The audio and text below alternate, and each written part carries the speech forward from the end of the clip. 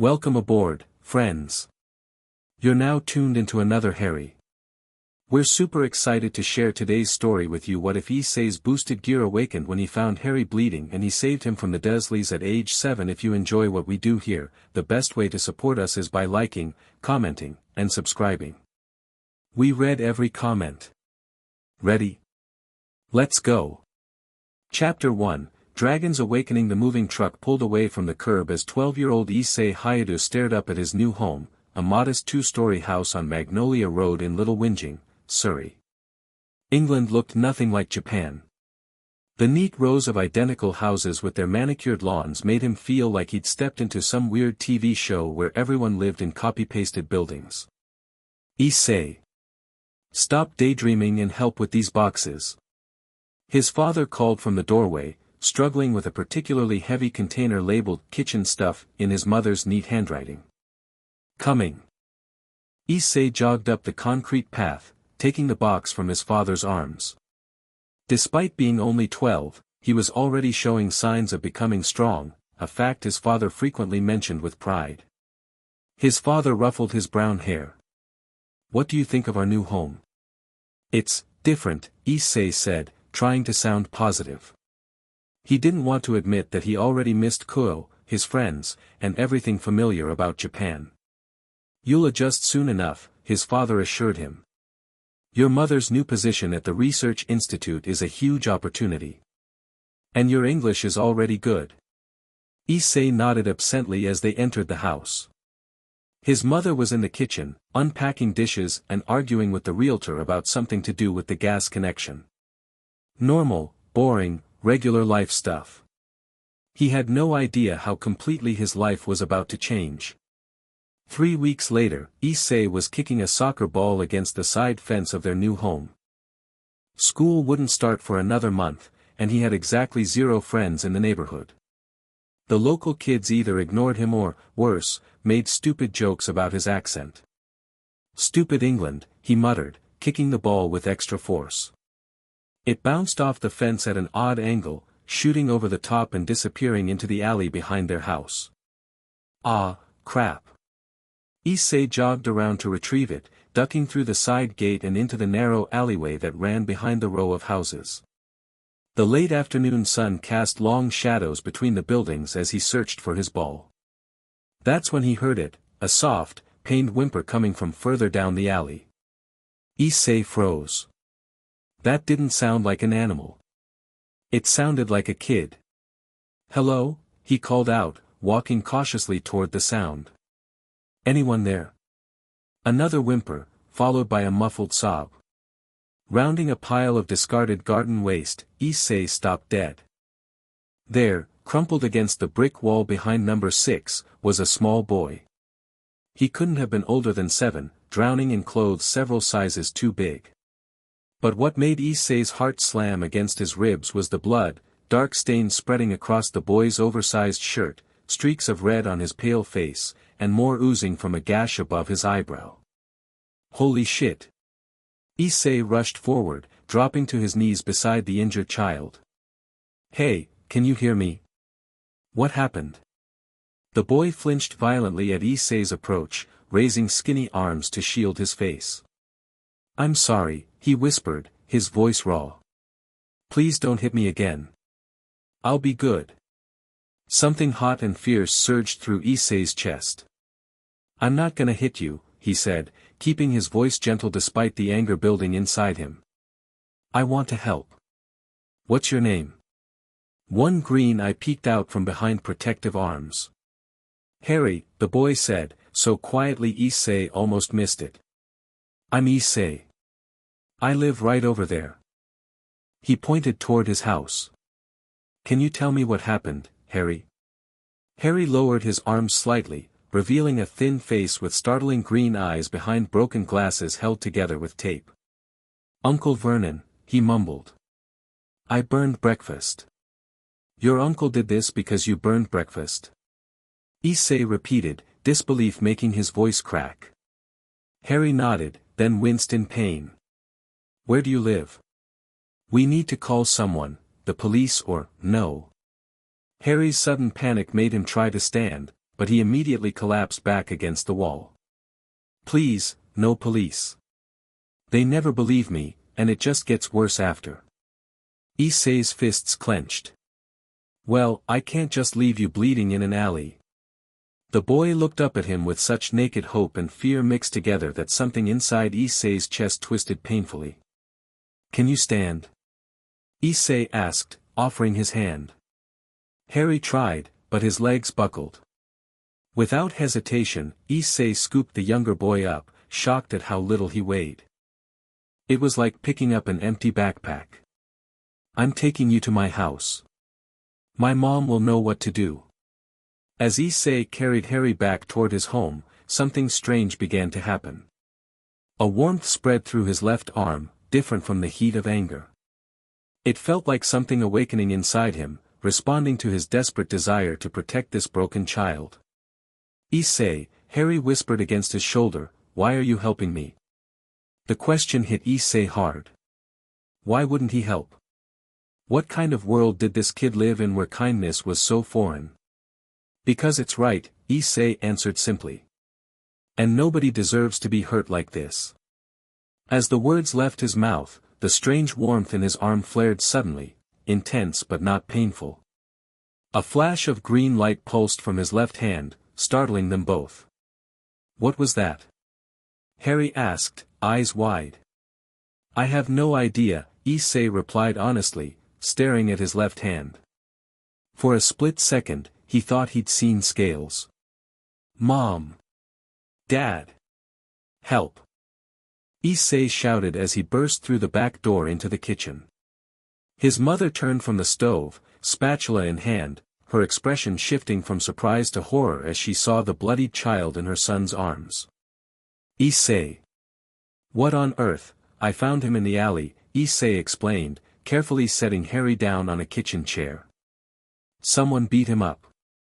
His uncle, he says. His mother immediately went into emergency mode, grabbing the first aid kit from under the sink while his father rushed downstairs at the commotion. Call an ambulance, his mother instructed his father, who already had the phone in hand. No hospitals, Harry pleaded weakly. Please. They'll just send me back. Issei's parents exchanged worried glances. Sweetie, his mother said gently, kneeling in front of Harry, you're hurt. You need proper medical care. They'll make me go home, Harry insisted, tears welling in his eyes. Uncle Vernon will say I fell, like always, and they'll believe him. Issei's father lowered the phone. What's your name, son? Harry Potter, sir. Where do you live, Harry? Number 4, Privet Drive, Harry answered, then immediately looked like he regretted it. I'm going over there, Issei declared, his voice unusually firm. You most certainly are not, his father countered. If what Harry's saying is true, these people are dangerous. That strange warmth flared in Issei's arm again. This time, a faint red glow emanated from the back of his left hand, visible to everyone in the kitchen. What the, his father began. Issei, your hand, his mother gasped. Issei stared as something that looked like a small red gem emerged from his skin, painlessly embedding itself on the back of his hand. The warmth spread up his arm, strangely comforting. It's okay, Issei said, somehow knowing it was true. I think it wants to help protect Harry. Harry was staring wide-eyed at Issei's glowing hand. Is that magic? He whispered. Before anyone could answer, the doorbell rang, making them all jump. I'll get it, his father said, looking worried. You two stay here with Harry. Moments later, they heard voices at the front door, his father and a loud, aggressive man demanding to know if they'd seen a boy. Issei's blood ran cold as Harry began to tremble. That's Uncle Vernon, Harry whispered, terror in his voice. The glow on Issei's hand brightened, spreading up his forearm now. A voice, deep and ancient, whispered in his mind. Partner. He has hurt this hatchling. Will you stand by? Issei didn't question the voice or wonder if he was going crazy. He just knew, with absolute certainty, that he needed to protect Harry. Stay with my mom, he told Harry, then strode toward the front door.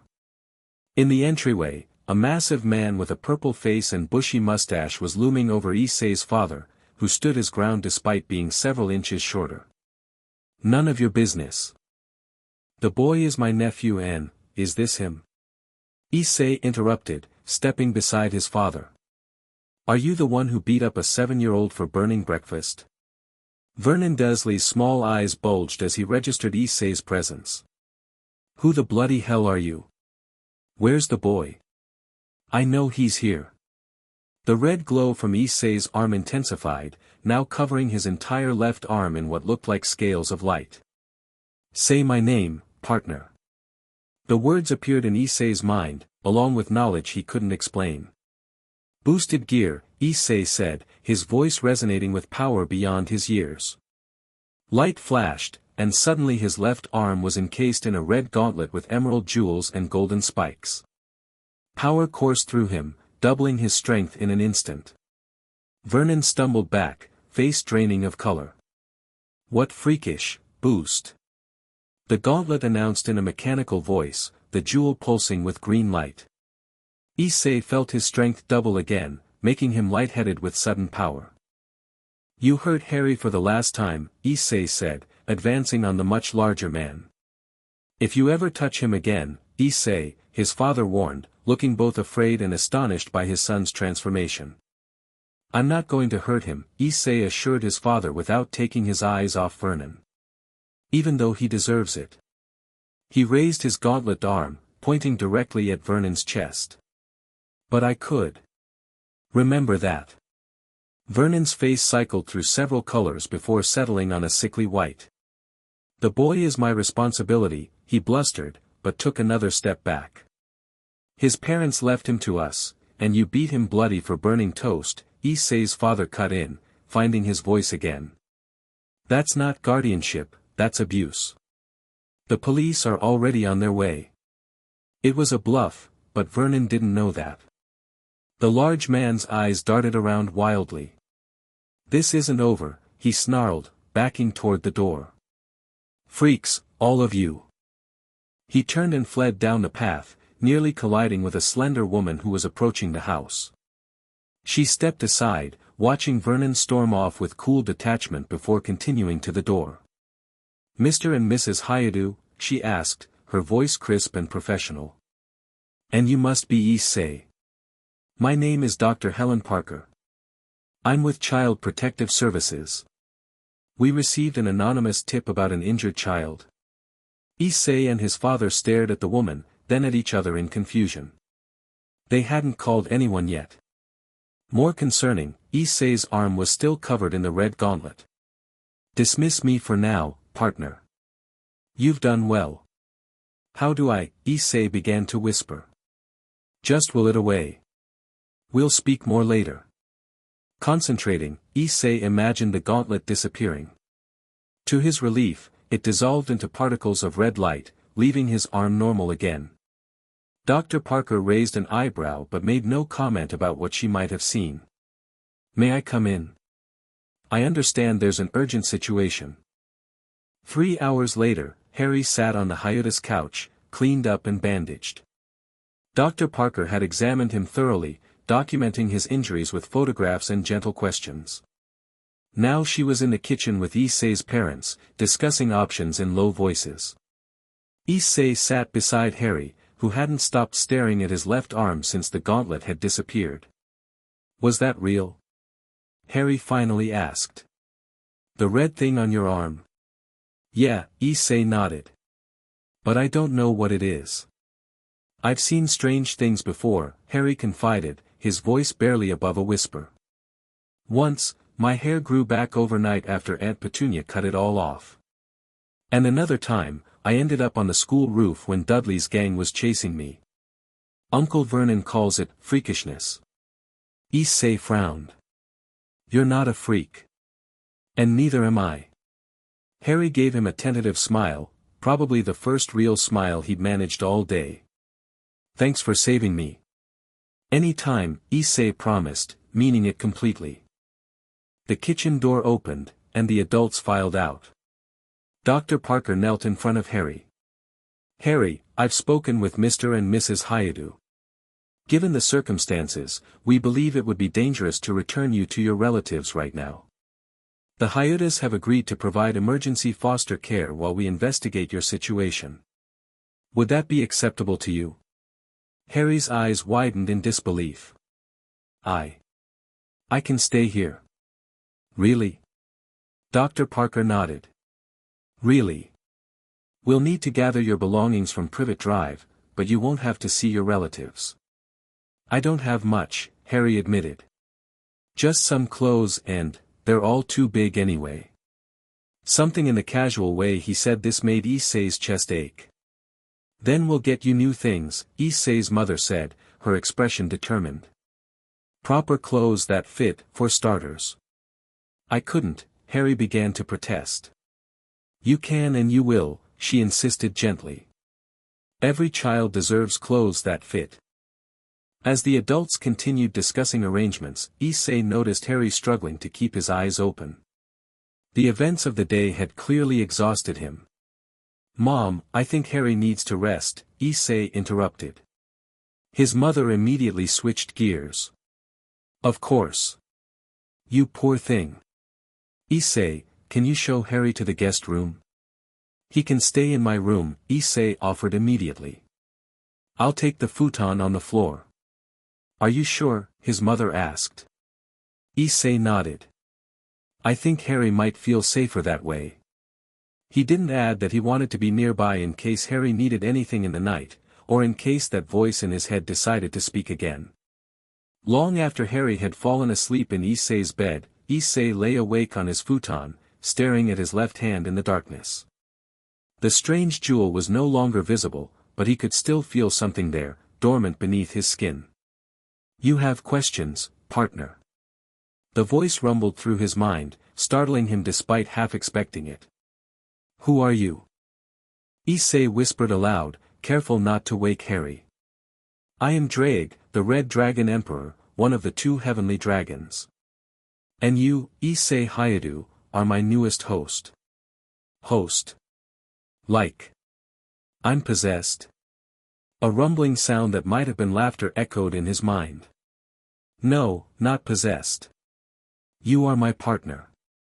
The sacred gear you awakened today, the boosted gear, contains my soul, sealed away centuries ago by the biblical God. Issei blinked in the darkness. That's a lot to take in.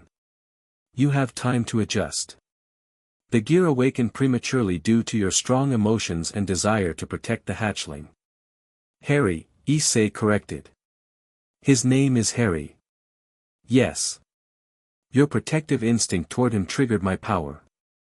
It is rare for one so young to awaken a Longinus-class sacred gear, but your potential is significant. So what happens now? What exactly can this boosted gear do? The boosted gear doubles your power every 10 seconds. With training, you can channel this power into strength, speed, magic, any attribute you possess. Magic? I don't have magic. All humans have some capacity for magic, though most never access it. You have more than most. And the boy, Drake paused, and Issei glanced at Harry's sleeping form. The hatchling has considerable magical potential. Different from yours, but powerful in its own way. He is not an ordinary human child. He said weird things happen around him sometimes, Issei remembered. Is that magic? Likely. But his magic system differs from the one connected to sacred gears. Interesting, Issei had 1,000 more questions, but a soft whimper from Harry distracted him. The younger boy was twitching in his sleep, face scrunched in what looked like fear. We'll talk more later, Issei whispered to Drake, then stood and moved to Harry's side. Hesitantly, he placed a hand on the boy's shoulder. It's okay, Harry. You're safe now. Harry settled immediately at his touch, his breathing evening out. Issei stayed there until he was sure the nightmare had passed, then returned to his futon. You will protect him well, partner, Drake observed. Damn right I will, Issei agreed, finally closing his eyes. Issei woke to sunlight streaming through his window and the unfamiliar sensation of being watched. Opening his eyes, he found Harry sitting cross-legged on the bed, observing him with curious green eyes. "Morning," Issei yawned, stretching. "How long have you been awake?" "A while," Harry admitted. "I'm used to getting up early to make breakfast." Issei frowned at the reminder of Harry's previous life. "Well, here you don't have to. Mom usually makes breakfast, or we just grab cereal." Harry nodded, but Issei could tell he was uncomfortable with the idea of being served food. "Come on," Issei said, standing up. "Let's go see what's for breakfast." Downstairs, they found Issei's mother already cooking, the smell of miso soup and rice filling the kitchen, a taste of home she insisted on maintaining even in England. Issei's father sat at the table, reading something on his tablet with a concerned expression. "Good morning, boys," his mother greeted them warmly. "Harry, how did you sleep?" "Very well, thank you, Mrs. Hayadu," Harry replied formally, standing awkwardly near the doorway. "Please, call me Mickey. And sit down. Breakfast is almost ready." Harry slid onto a chair, looking as if he expected to be told he didn't belong there at any moment. Issei's father lowered his tablet. "We have some news," he said, glancing between the boys. "Dr. Parker called this morning. She visited your relatives last night, Harry." Harry tensed. "Are they making me go back?" "Absolutely not," Issei's father assured him. "Quite the opposite. When confronted with the evidence of your injuries and the statements from neighbors about previous incidents, your aunt and uncle, well, they've agreed to temporary guardianship arrangements with us." "They just let me go?" Harry asked, sounding both relieved and hurt. Issei's parents exchanged looks. "They didn't have much choice," his mother said carefully. "The alternative was criminal charges. Plus," his father added, "I think your uncle was rather unsettled by yesterday's events." Issei smirked, remembering Vernon's face when the boosted gear appeared. "So I get to stay here? For how long?" Harry asked. "As long as necessary," Issei's father said firmly. "Dr. Parker is looking into your parents' will and any other relatives you might have, but until then, you're with us." Harry's eyes filled with tears. "I don't know anything about my parents," he admitted. "Aunt Petunia said they died in a car crash when I was a baby, and that my dad was a drunk, but, well, we'll find out the truth," Issei's mother interrupted, setting down plates of food with more force than necessary. Her normally kind face had hardened at Harry's words.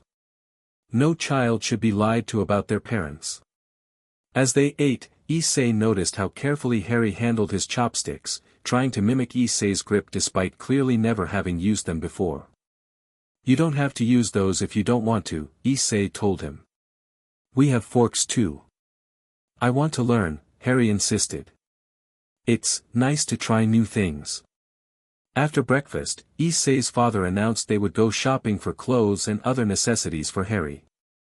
Harry began to protest, but Issei's mother silenced him with a gentle hand on his shoulder. "This isn't charity, Harry. This is what families do for each other." "But I'm not, you are now," she said simply, and that was that. While his parents prepared for the shopping trip, Issei took Harry out to the backyard. He wanted to test something, away from curious eyes. "So this dragon thing," Harry began as soon as they were alone, "is it really inside you?" "Yeah," Issei nodded. "His name is Drake. He talked to me last night while you were sleeping." Harry's eyes widened. "What did he say?" "Lots of stuff about sacred gears and power doubling. But he also said you have magic too, just a different kind." Harry hugged himself, looking uncertain. "Uncle Vernon always said magic doesn't exist. That I'm just a freak when strange things happen." "Well, Drake says otherwise, and he's a freaking dragon, so I'm betting he knows more than your uncle," Issei declared, making Harry smile slightly. Issei raised his left hand, focusing on the feeling he'd experienced yesterday. Boosted gear. The red gauntlet materialized in a flash of light, covering his arm from hand to elbow. Harry stared in fascination. "Can I touch it?" he asked hesitantly. "Sure." Harry reached out, running his fingers over the scaled surface. "It's warm," he said, sounding surprised. "And it feels alive." "The hatchling has good instincts," Draig commented in Issei's mind. "Draig says you have good instincts," Issei relayed. Harry looked startled. "He can talk right now." "Only to me, I guess.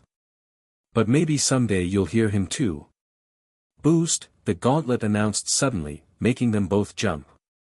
Issei felt the surge of power flow through him, stronger than yesterday. "What does that feel like?" Harry asked curiously. Like I could lift a car," Issei tried to explain. "Or run a marathon without getting tired. Everything feels lighter, easier." Boost. Another surge, doubling his already doubled power. "Can you shoot energy beams or something?" Harry asked, eyes sparkling with childish enthusiasm despite his injuries. "You could," Draig informed Issei. "Focus your energy into the jewel and project it outward." "Let's try," Issei said, pointing the gauntlet at a garden gnome his mother had placed near the fence, an attempt at assimilating into English suburban culture that Issei found embarrassing. He concentrated, feeling the power gathering in the jewel on the back of his hand. A small sphere of red energy formed, then shot forward, obliterating the gnome in a flash of light. "Holy crap," Issei breathed, staring at the smoking remains of the garden ornament. "That was brilliant." Harry exclaimed, then covered his mouth, looking around guiltily. "But maybe we should practice somewhere else. Your mum might be upset about the gnome." Issei dismissed the boosted gear, watching it dissolve into particles of light. "Yeah, good call. We'll find somewhere more private to practice." He studied Harry's excited face, noting how different he looked from the broken child he'd found in the alley just yesterday. There was light in those green eyes now, and something else, a spark of mischief that made Issei think this was closer to Harry's true personality, before the Dursleys had tried to beat it out of him. "The hatchling has begun to trust you," Draig observed. "This is good. You will need each other in the days to come." "What do you mean?" Issei asked mentally. "Power attracts power, partner. And between your sacred gear and his magical potential, you have both drawn attention to yourselves. Yesterday's events will not go unnoticed in the supernatural world." Issei glanced at Harry, who was examining the destroyed gnome with childish delight. "You mean we're in danger?" "Not immediately. But eventually, yes. The Red Dragon Emperor always faces challenges. And the boy, there is something unusual about his magic. Something old." Before Issei could ask more questions, his mother called them inside. As they headed back to the house, Issei made a silent promise to himself, and to Draig, that he would master this new power as quickly as possible. If danger was coming, he needed to be ready to protect his new little brother. The shopping trip was an eye-opening experience for everyone involved. Harry stood frozen in the children's clothing section of the department store, overwhelmed by choices after years of hand-me-downs. Issei's mother gently guided him, picking out basics while encouraging Harry to select anything that caught his eye. "What about this one?" she suggested, holding up a T-shirt with a cartoon dragon. Harry reached out tentatively, then pulled his hand back. "It's too much," he whispered. "I don't need all this." Issei nudged him. "Come on, it's got a dragon on it. It's practically required now that we've got Draig." That earned a small smile from Harry, who finally nodded. "Okay.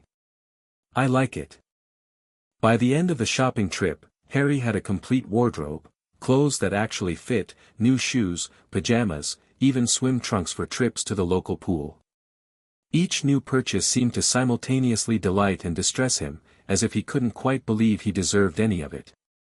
While his mother paid for the clothes, Issei took Harry to the toy section. "You should pick something out," Issei told him. "A toy or a game?" Harry shook his head. Your parents have spent too much already. One toy won't make a difference. Come on, what do you like? Action figures? Video games? Harry wandered the aisles, looking lost among the colorful displays. Finally, he stopped in front of a simple chess set. I've always wanted to learn, he admitted. Dudley had a set, but he never played it, and I wasn't allowed to touch his things. Chess it is, Issei decided, grabbing the box. I don't know how to play either, so we can learn together. The grateful look Harry gave him was worth more than any thanks. That night after dinner, Issei's father taught them both the basics of chess on Harry's new set. Harry proved to be a quick learner, his face scrunched in concentration as he considered each move. Issei was less strategic, more impulsive, but he enjoyed watching Harry come out of his shell with each game. By the time bedtime rolled around, Harry was yawning but looked happier than Issei had seen him yet. Tomorrow we'll go to the doctor for a proper checkup, Issei's mother informed them as she helped Harry organize his new clothes. And then perhaps we can discuss schooling options. Harry's face fell slightly at the mention of school.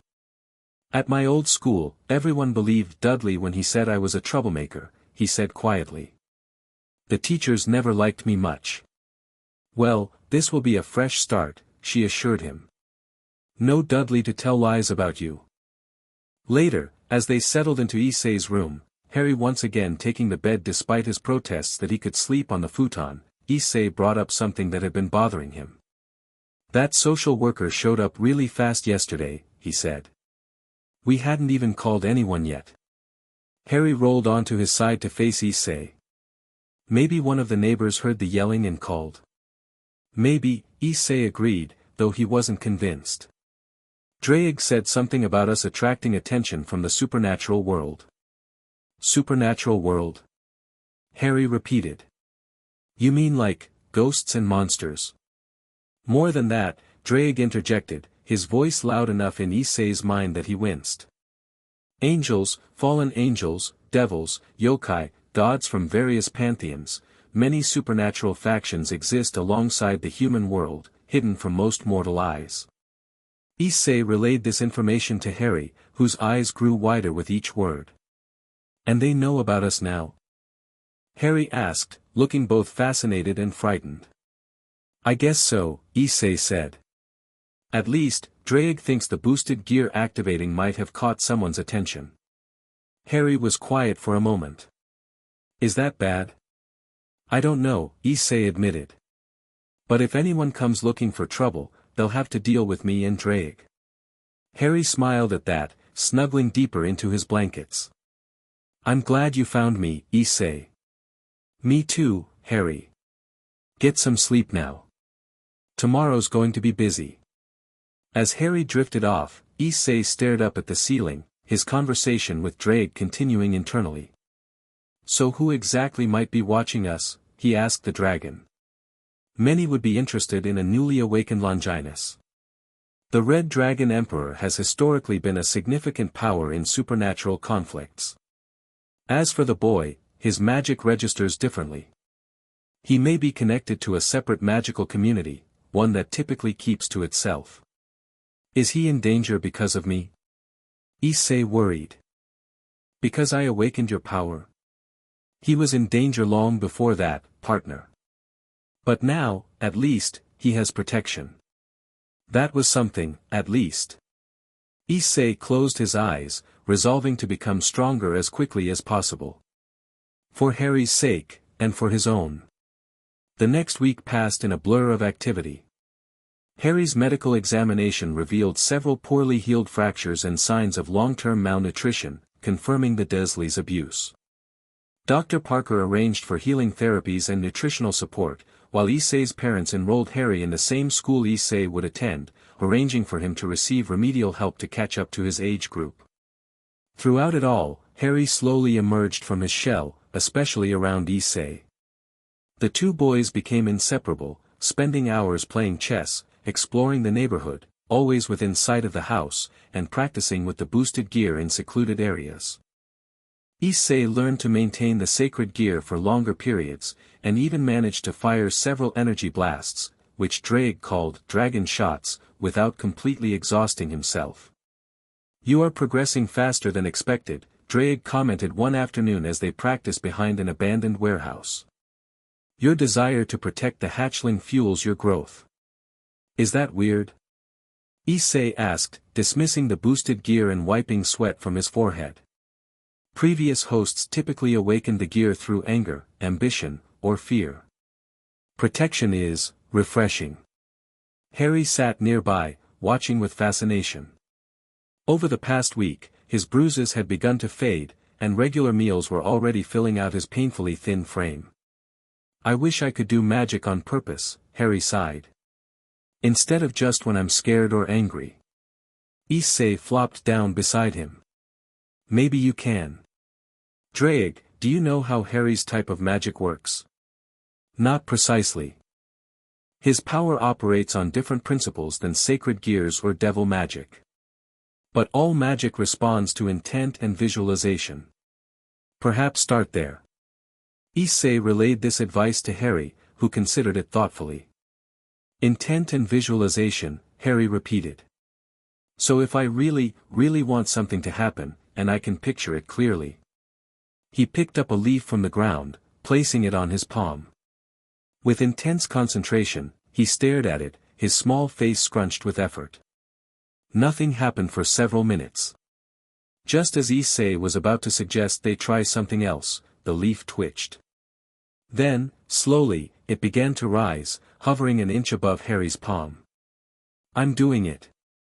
Harry whispered excitedly, his concentration never wavering. "Issei, look. That's amazing, Harry." Issei grinned, genuinely impressed. The leaf floated higher, then began to spin gently. Harry laughed in delight, and at the sound of his laughter, the leaf burst into flames, then disintegrated into ash. "Oops," Harry said, looking crestfallen. "Hey, that was still awesome," Issei assured him. "You made it float and explode. Double magic." Harry brightened at this perspective. "I did, didn't I? Let me try again." They spent the rest of the afternoon experimenting with Harry's abilities. By sunset, he could consistently levitate small objects, though controlling them precisely remained challenging.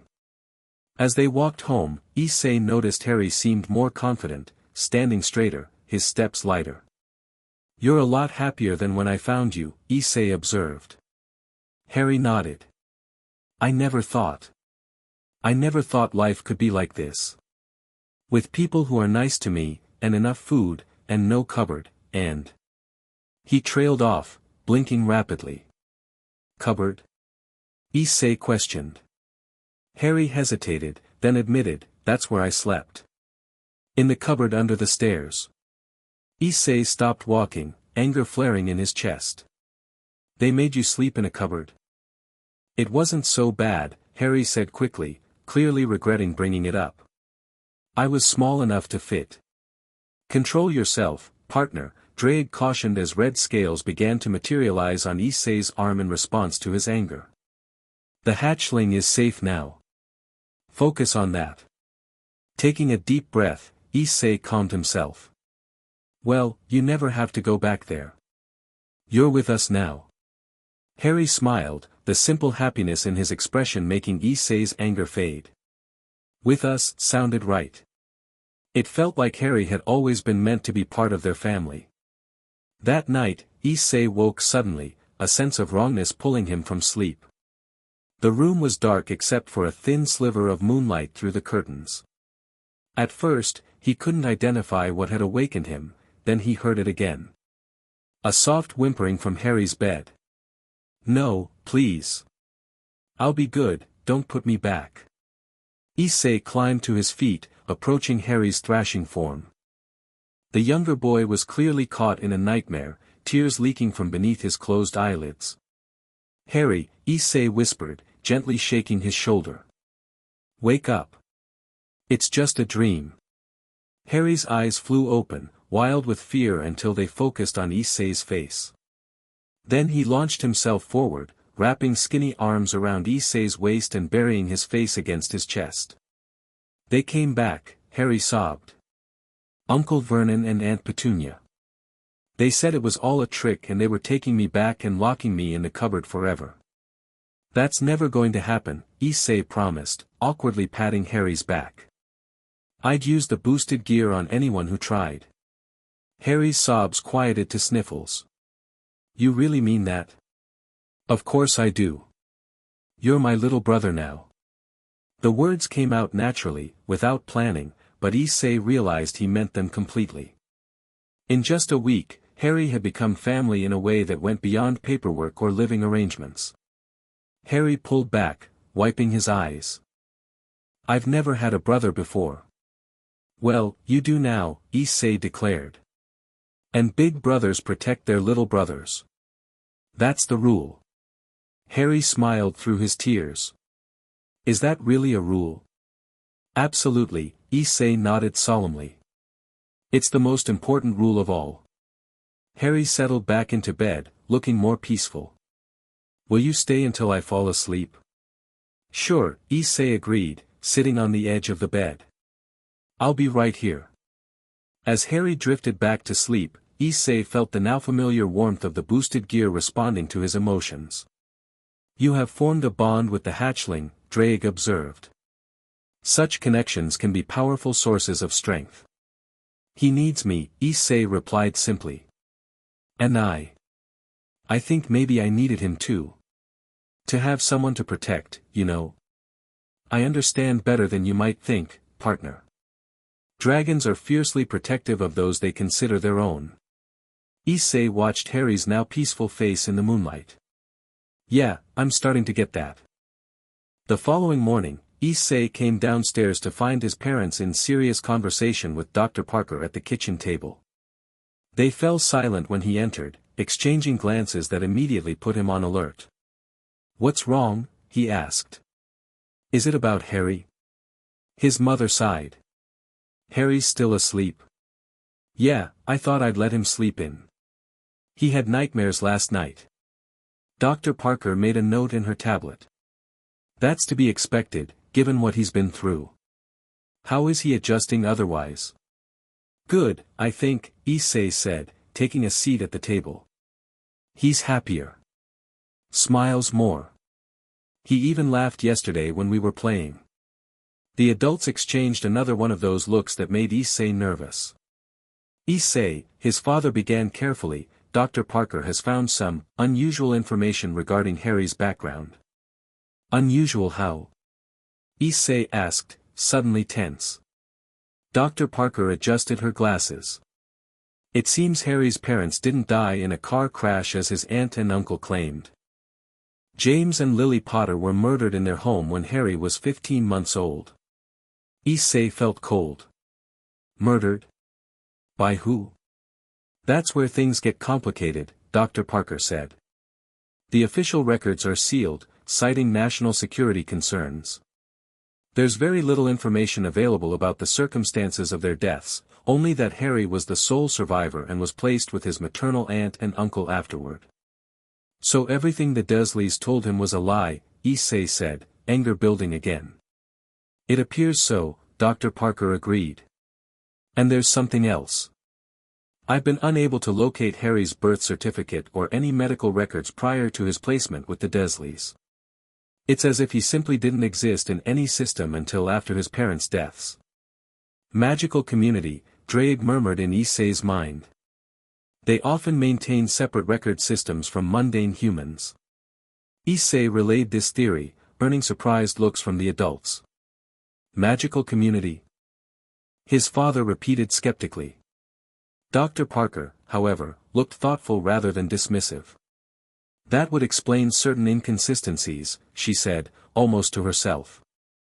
"The sealed records, the missing documentation, even some of Harry's unusual incidents at school." Issei's parents stared at her. "You believe in magic?" his mother asked incredulously. Dr. Parker smiled thinly. "Let's just say I've encountered cases over the years that defied conventional explanation. Harry Potter's situation has raised several flags in certain departments.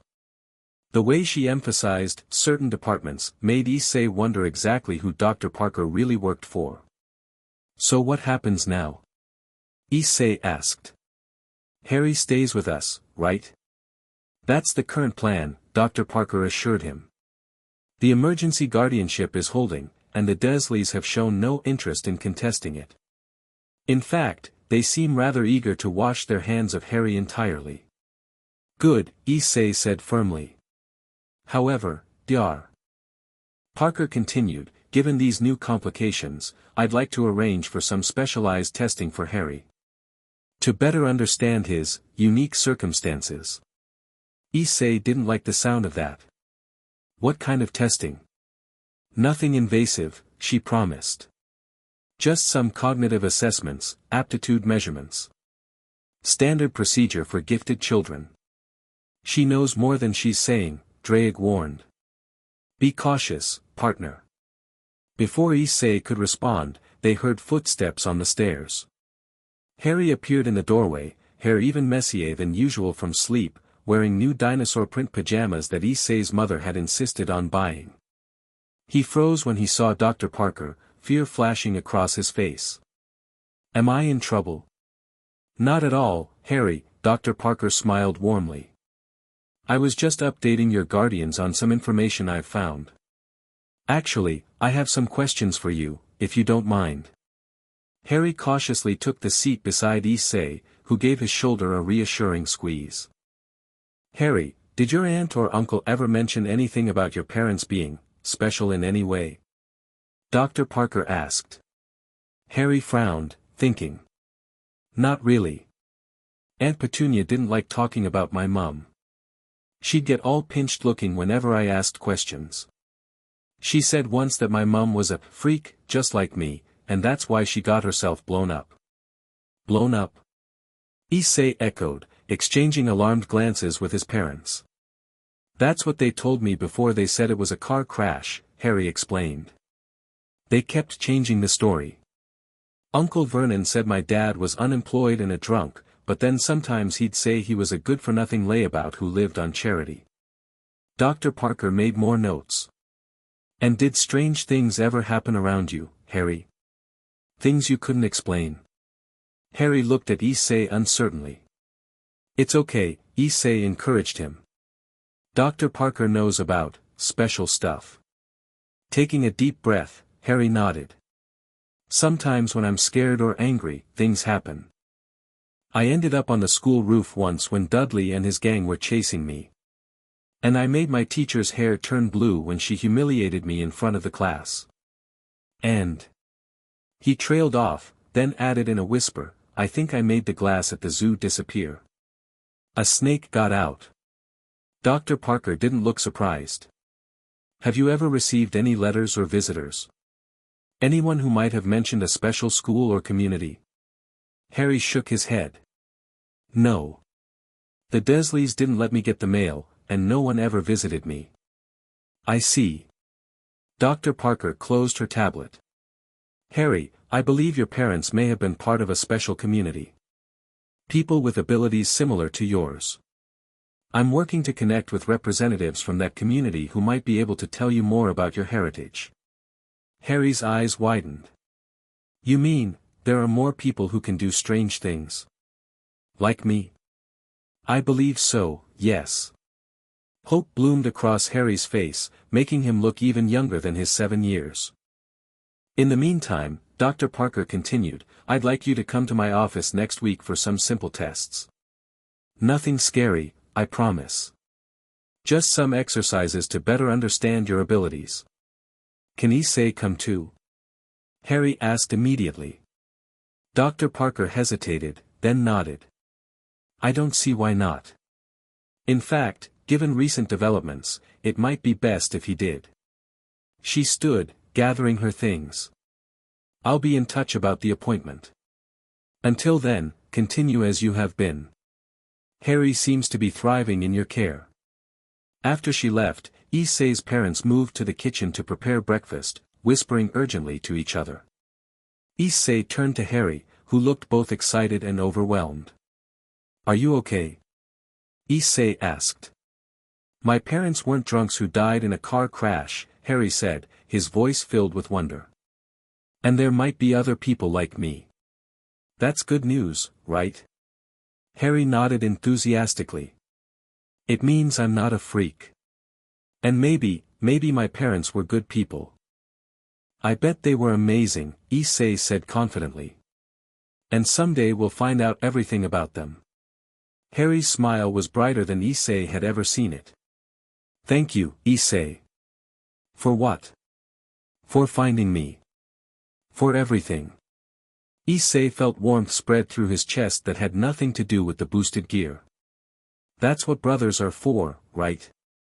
The weekend passed peacefully, with Issei and Harry settling into a comfortable routine. They continued practicing with their respective abilities in secret, finding that Harry's control improved rapidly with regular exercise. He could now levitate multiple objects simultaneously and even change their colors with concentration. Meanwhile, Issei worked on extending his time limit with the boosted gear, pushing for more boosts before reaching exhaustion. Your stamina improves daily, Draig commented during one training session. Soon you will be ready to learn more advanced techniques. Like what? Issei asked eagerly. Balance breaker, eventually. But first, perhaps dragon shot variations and defensive applications of boost energy. Before Issei could ask more questions, he noticed Harry staring intently at a rock in his palm. What are you trying to do? Issei called over. Make it change, Harry replied, not breaking his concentration. Not just the color, but the shape.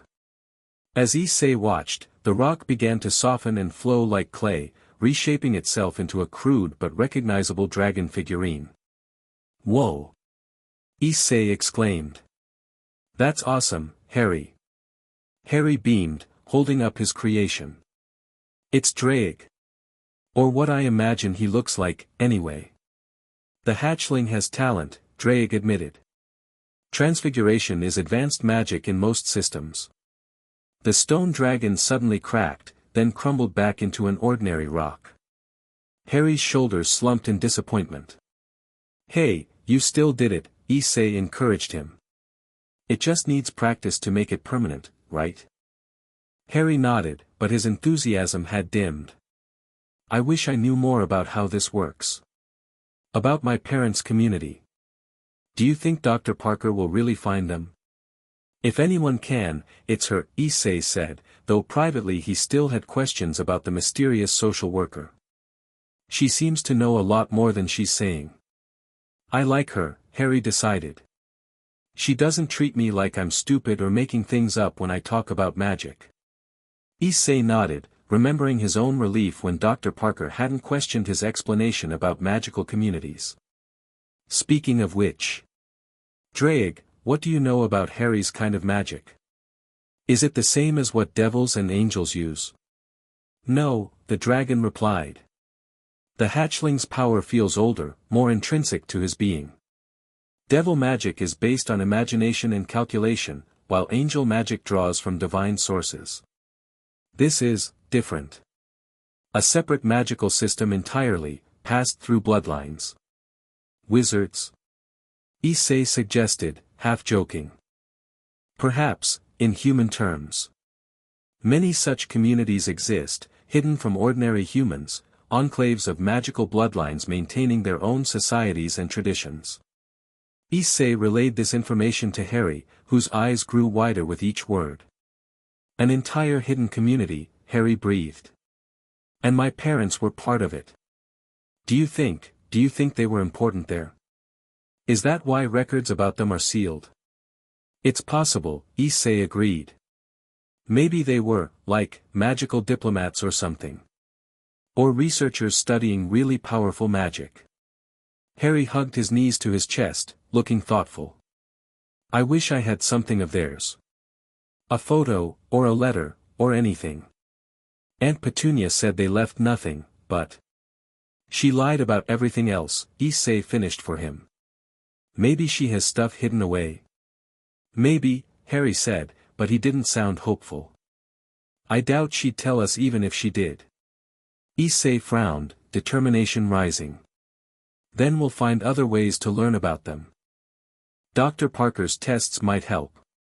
And if there's a whole community out there, someone must remember James and Lily Potter. Harry smiled gratefully. You always make me feel better. That's what big brothers do, Issei said, dismissing the boosted gear. Come on, let's head back. Mom said she's making hamburgers for dinner, and I'm starving after all this training. As they walked home, Issei couldn't shake the feeling that they were being watched. He glanced around casually, but saw nothing suspicious among the trees surrounding their practice area. Your instincts are developing, partner, Drake noted. We are indeed being observed, though not with hostile intent, yet. Who is it? Issei asked silently, resisting the urge to summon the boosted gear. Someone with considerable power, concealing their presence skillfully. Not a devil or fallen angel, something else. Something watching the hatchling specifically. Issei moved closer to Harry, instinctively positioning himself between the younger boy and the sensation of being observed. Whatever, or whoever, was out there, they'd have to go through him and Drake first. Monday morning arrived with gray skies and steady rain, fitting Issei's mood as he and Harry prepared for Dr. Parker's tests. Harry seemed nervous but excited, babbling about what they might discover while getting dressed in new clothes that Issei's mother had laid out for the occasion. Do you think they'll be able to tell who my parents really were? Harry asked for the third time as they ate breakfast. Maybe they'll know if I have other family somewhere. Not that I don't love being here, he added quickly, looking anxiously at Issei's parents. It's okay to wonder about your family, Harry, Issei's mother assured him. That's completely natural. And whatever we learn today, you'll always have a place with us. Harry relaxed visibly at her words. The drive to Dr. Parker's office took them to a nondescript building in the outskirts of London. Rather than the government facility Issei had expected, it looked like an ordinary medical clinic, with a discreet sign reading, Special Assessment Center, beside the door. This doesn't look very official, Issei's father commented as they parked. Perhaps that's the point, his mother suggested. If they deal with unusual cases, they might prefer to remain inconspicuous. Inside, the reception area was empty except for a single desk where a young woman with unnaturally bright blue hair greeted them with a smile that revealed pointed teeth. The Hayadu family and Mr. Potter. Dr. Parker is expecting you. Please follow me. Issei exchanged glances with his parents, who looked unsettled by the receptionist's unusual appearance. Harry, meanwhile, was staring openly at her hair. I like your hair, he said as they followed her down a hallway. Did you use magic to make it that color? The woman's smile widened. Something like that, little one. You have good eyes. She led them to a large room that looked nothing like a medical examination space. Instead, it resembled a comfortable living room, with soft couches, bookshelves, and what appeared to be various testing stations around the perimeter. Dr. Parker was waiting inside, dressed in the same crisp suit Issei remembered from their previous meetings. Thank you for coming, she greeted them. I know this all seems quite unusual, but I assure you it's standard procedure for cases like Harry's. And exactly how many cases like Harry's have you handled? Issei's father asked skeptically. More than you might expect, Dr. Parker replied smoothly. Though each is unique in its own way. She turned to Issei and Harry. Boys, I'd like to start with some simple exercises to measure your abilities. Mr. and Mrs. Hayadu, you're welcome to observe, but please refrain from interfering with the tests. Issei's parents nodded reluctantly, taking seats on one of the couches. Dr. Parker led the boys to the first station, which consisted of a table with various objects arranged on it, balls of different sizes, feathers, pencils, small toys. Harry, I understand you can move objects without touching them. Would you demonstrate for me? Harry glanced at Issei, who gave him an encouraging nod. Taking a deep breath, Harry focused on a small rubber ball. After a moment's concentration, it rose smoothly into the air, hovering about a foot above the table. Excellent, Dr. Parker said, making notes on her tablet. Now, can you move it in a specific pattern? Perhaps a circle. Harry narrowed his eyes, and the ball began to move in a wobbly circle. As his confidence grew, the circle became more precise. Very good. Now, how many objects can you levitate simultaneously? By the end of this first test, Harry had managed to levitate 5 objects at once, arranging them in a rough star pattern before his concentration broke and they clattered back to the table. Impressive control for your age, Dr. Parker commented. Now, Issei, I understand you have a different type of ability. Issei hesitated, suddenly uncertain about revealing the boosted gear. Drake had warned that it would attract attention, and he wasn't entirely sure he trusted Dr. Parker yet. It may be beneficial to demonstrate some capability, Drake advised. But perhaps not our full potential. I can enhance my strength and speed, Issei said carefully. And create energy projections. Dr. Parker's expression didn't change, but Issei noticed her posture straighten slightly with interest. Would you be willing to demonstrate? Issei nodded, then summoned just the basic form of the boosted gear, the red scales covering his left hand and forearm without the full gauntlet materializing. His parents gasped from their position on the couch, having never actually seen the transformation before.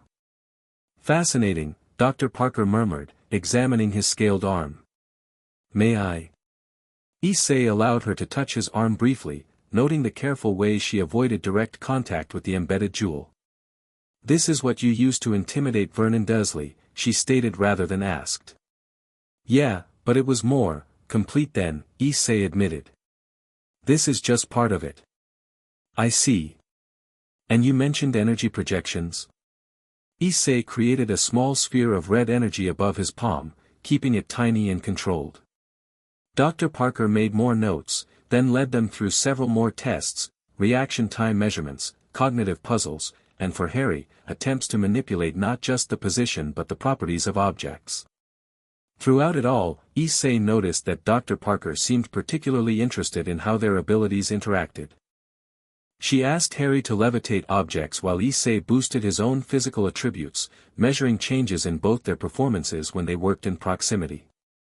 Finally, after nearly 2 hours of testing, Dr. Parker declared they would take a break. She provided snacks and drinks while she reviewed her findings with another researcher who had entered partway through the session, a tall, stern-looking woman with silvery hair despite her youthful face. What do you think is happening? Issei whispered to Harry as they munched on sandwiches.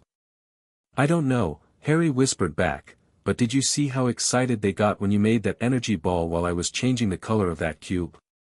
The machines they had set up started beeping like crazy. Issei nodded. He had noticed that too, and the way Dr. Parker and the silver-haired woman had exchanged significant looks.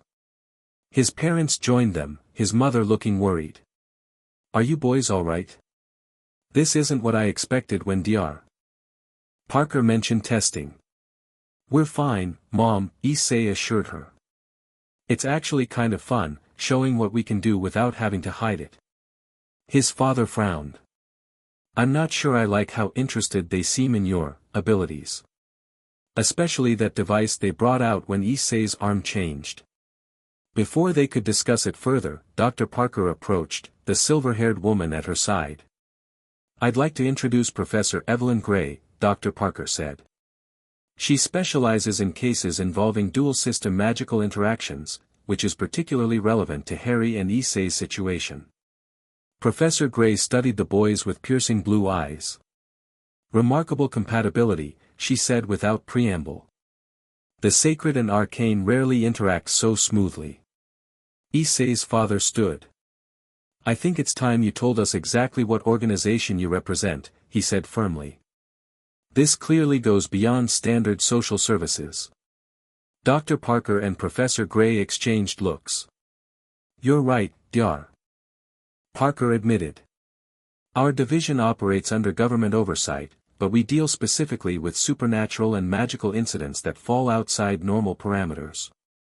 We identify individuals with special abilities and ensure they receive appropriate support and, when necessary, protection. Protection from what? Issei's mother asked sharply. From those who might exploit such abilities, Professor Gray answered. Or from the dangers untrained abilities pose to the individuals themselves and those around them. She turned her attention to Harry. Mr. Potter, your parents were indeed members of Britain's wizarding community, a society of magic users who maintain separation from the non-magical world. Their deaths were not accidental, but rather the result of targeted violence during a period of conflict within that community. Harry's sandwich fell forgotten to his plate. They were killed because they were magical. By who? By a dark wizard whose name is rarely spoken even now, Professor Gray said gravely. Your survival was unprecedented, which is partly why you became something of a legend among wizarding kind. A legend? Harry repeated, looking stunned. Me? Indeed. You are known as the boy who lived to those in wizarding circles. Issei watched Harry struggling to process this information, then turned to Professor Gray. And what about me? What's a sacred system?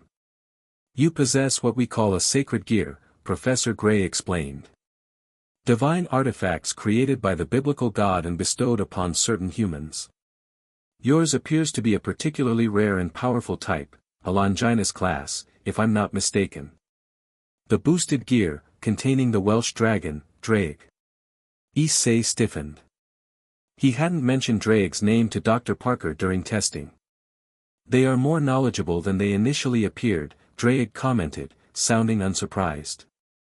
The Silver One has encountered sacred gear users before. How do you know about Draig? Issei demanded. Professor Gray's expression remained neutral. The red scales, the doubling ability, the dragon-based energy projection, these are hallmarks of the boosted gear. It's one of 13 Longinus-class sacred gears, capable of slaying gods and considered among the most powerful artifacts in existence. Issei's parents looked alarmed at this description. Our son can slay gods, his father asked incredulously. Potentially, Professor Gray confirmed. Though such power typically takes years to fully manifest and control. What makes this situation particularly interesting is the interaction between Issei's sacred gear and Harry's innate magical core. They appear to resonate and amplify each other, something we've rarely observed between these two magical systems. Harry looked at Issei with wide eyes. Is that why I've been able to do more magic since meeting you? Because your dragon power helps mine somehow. It's a working theory, Dr. Parker interjected. And one reason we'd like to continue monitoring both of you. For your protection and development. What does that mean exactly? Issei's mother asked suspiciously. Regular assessments, training support, and eventually, connections to appropriate educational resources, Dr. Parker explained. For Harry, that would normally mean preparation for Hogwarts School of Witchcraft and Wizardry, which he would be eligible to attend at age 11. For Issei, training with specialists familiar with sacred gear development. Separate schools? Harry asked, looking distressed. But we're brothers now. Dr. Parker smiled slightly. Not necessarily separate. Given the unusual circumstances and your apparent synergistic abilities, accommodations might be arranged. But that's a discussion for the future. Professor Gray cleared her throat. There's another matter of immediate concern. Harry's celebrity status in the wizarding world means there are parties interested in his whereabouts and well-being. Now that he's been located outside his relative's home, certain notifications are required. What kind of notifications? Issei asked sharply, instinctively moving closer to Harry. The current headmaster of Hogwarts, Albus Dumbledore, was instrumental in Harry's placement with the Dursleys after his parents' deaths. He serves as a kind of magical guardian for Harry in the absence of blood relatives willing to take that role. He will need to be informed of these developments. Harry frowned. If he put me with the Dursleys, why should he have any say now? They were horrible to me. A valid question, Professor Gray acknowledged. One that Dumbledore himself will need to address. However, given your unique situation with Issei and the boosted gear, we believe it would be beneficial to have representatives from both magical systems present for any such discussion. When would this meeting happen? Issei's father asked. Ideally, within the week, Dr. Parker said. There are protective considerations that need to be addressed promptly. The wards that kept Harry hidden at Privet Drive are no longer functioning, which leaves him potentially vulnerable. Vulnerable to what? Issei demanded, feeling protective anger surge within him. The scales on his arm responded, spreading further up toward his elbow.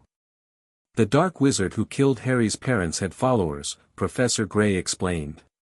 While he himself is believed to be gone, some of his supporters remain at large. Additionally, as word spreads of a new Red Dragon Emperor awakening, others from the supernatural factions may develop an interest in you both. She speaks truth, Drake confirmed. Previous hosts often became targets once their power was known. Issei looked at Harry, who appeared overwhelmed by everything they were learning.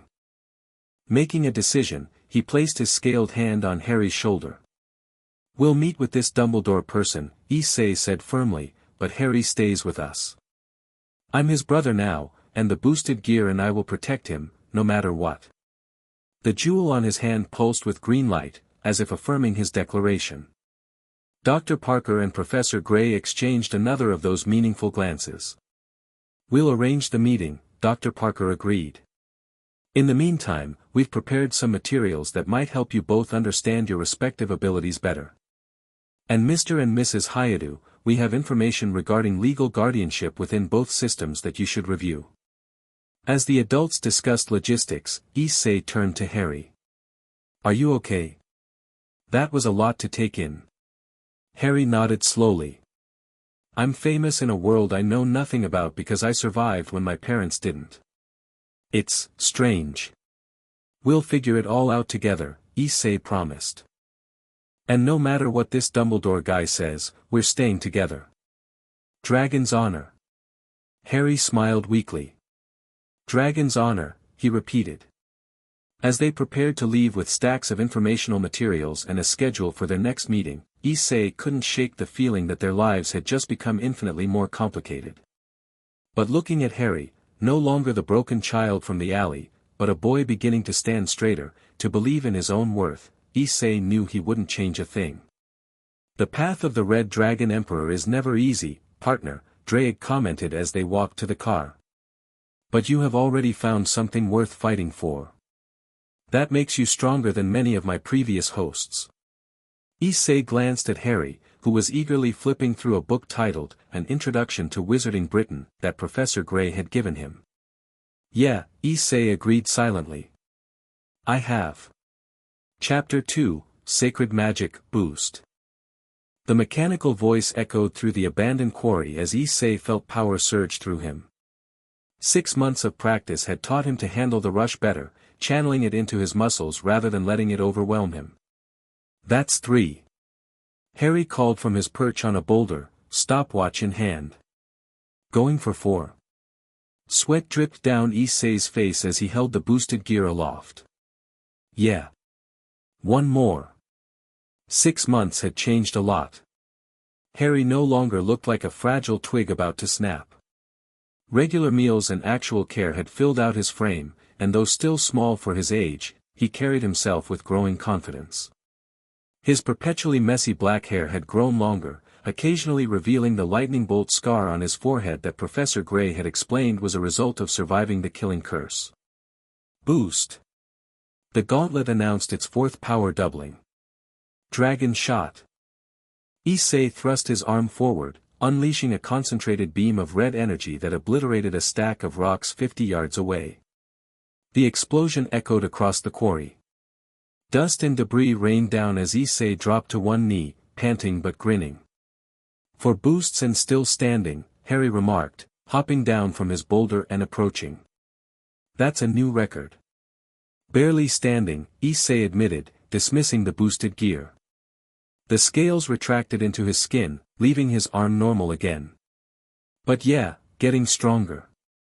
Harry handed him a water bottle from their backpack. Drake says anything yet about that balance breaker thing? He says I'm getting closer, but still missing something. Issei took a long drink. What about you? Show me what you've been working on. Harry's green eyes sparkled with excitement. He'd spent the morning practicing while Issei did his boost training, and clearly had something to demonstrate. Watch this. Harry extended his hand toward a pile of quarry rubble. His face scrunched in concentration, a look Issei had come to recognize as Harry accessing his magic. Slowly, pieces of rock and gravel rose into the air, spinning in a tight orbit. So far, nothing new. Harry had been lifting multiple objects for months. But then the rocks began to glow, first red, then blue, then a brilliant gold. They merged together, molten and fluid despite maintaining their orbit, and reshaped into a miniature dragon that bore a striking resemblance to how Drake had described himself. Holy crap, Issei breathed. That's amazing, Harry. The rock dragon flapped stone wings and soared in a circle around them before landing on Harry's outstretched palm, where it solidified again, a perfect statuette about 6 inches long. I've been practicing the transfiguration stuff from that book Professor Gray gave us, Harry explained, offering the statue to Issei. This one's for you. Issei accepted the gift with genuine awe. This is way beyond what that book showed. You're inventing your own magic. Harry beamed at the praise. It's easier when I think about Drake. Like I have a clear image to focus on. The dragon statue was remarkably detailed, scales individually defined, wings outstretched, emerald eyes glinting in the sunlight. It felt warm to the touch, as if some essence of Harry's magic remained inside it. The hatchling's power grows impressively, Drake commented in Issei's mind. His control at this age is unusual even for wizard kind. Drake's impressed, Issei relayed. Says you've got crazy good control for your age. Harry shrugged, but his pleased smile gave away his pride. It's easier now that I understand where the magic comes from. And practicing with you helps. That had been one of Professor Gray's most interesting discoveries, the apparent resonance between Issei's sacred gear and Harry's magical core. When they trained together, both their abilities seemed enhanced. Harry's spells became more powerful, and Issei could maintain the boosted gear longer without exhaustion. We should head back soon, Issei said, checking his watch.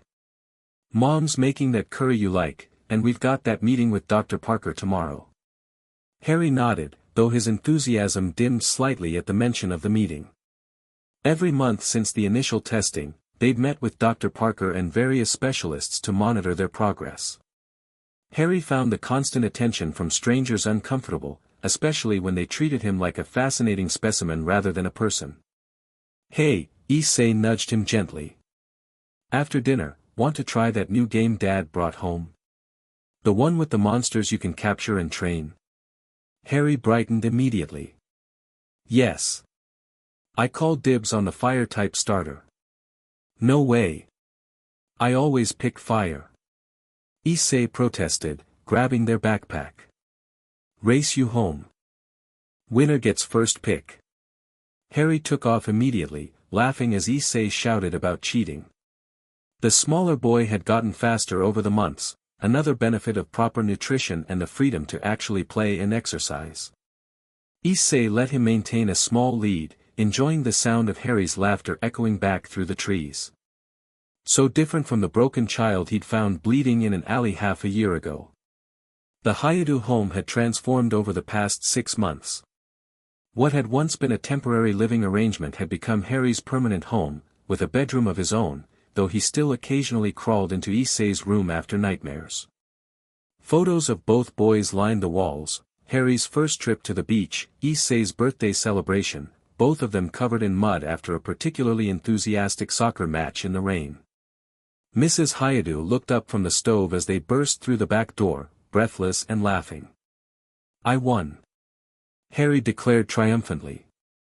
He cheated, Issei countered, dropping their backpack by the door. Started running before I said, go.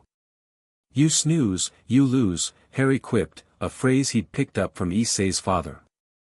Mrs. Hayadu smiled at their banter. Wash up, both of you. Dinner's almost ready, and you're filthy. Training went well? Mr. Hayatu asked, looking up from his laptop at the kitchen table. Since learning about the boy's abilities, he'd thrown himself into research, combing through obscure forums and digitized ancient texts for information about sacred gears and wizarding magic. Issei hit 4 boosts today, Harry reported proudly. And I made this. He pointed to the dragon statue still clutched in Issei's hand. Mr. Hayatu examined it with obvious amazement. You created this from raw stone. The detail is incredible, Harry. Harry ducked his head at the praise, still not entirely used to receiving positive attention. 6 months hadn't completely erased 7 years of Dursley conditioning. After washing up, they gathered around the table for dinner. Unlike those first awkward meals when Harry had been too afraid to ask for seconds or express preferences, he now chatted animatedly about their training and asked for an extra helping of curry with the ease of a child who knew he was welcome. Dr. Parker called while you were out, Mrs. Hayatu mentioned as they ate. Tomorrow's meeting will include someone new, a representative from Hogwarts. Harry's fork paused halfway to his mouth. From the wizard school? Apparently, she confirmed. Dr. Parker said it's standard procedure for potential students with your background. My background meaning muggle-raised wizard, Harry clarified, using the term he'd learned from his reading materials. Will it be the headmaster? Dumbledore? She didn't specify. Just that they want to evaluate your magical progress and discuss educational options.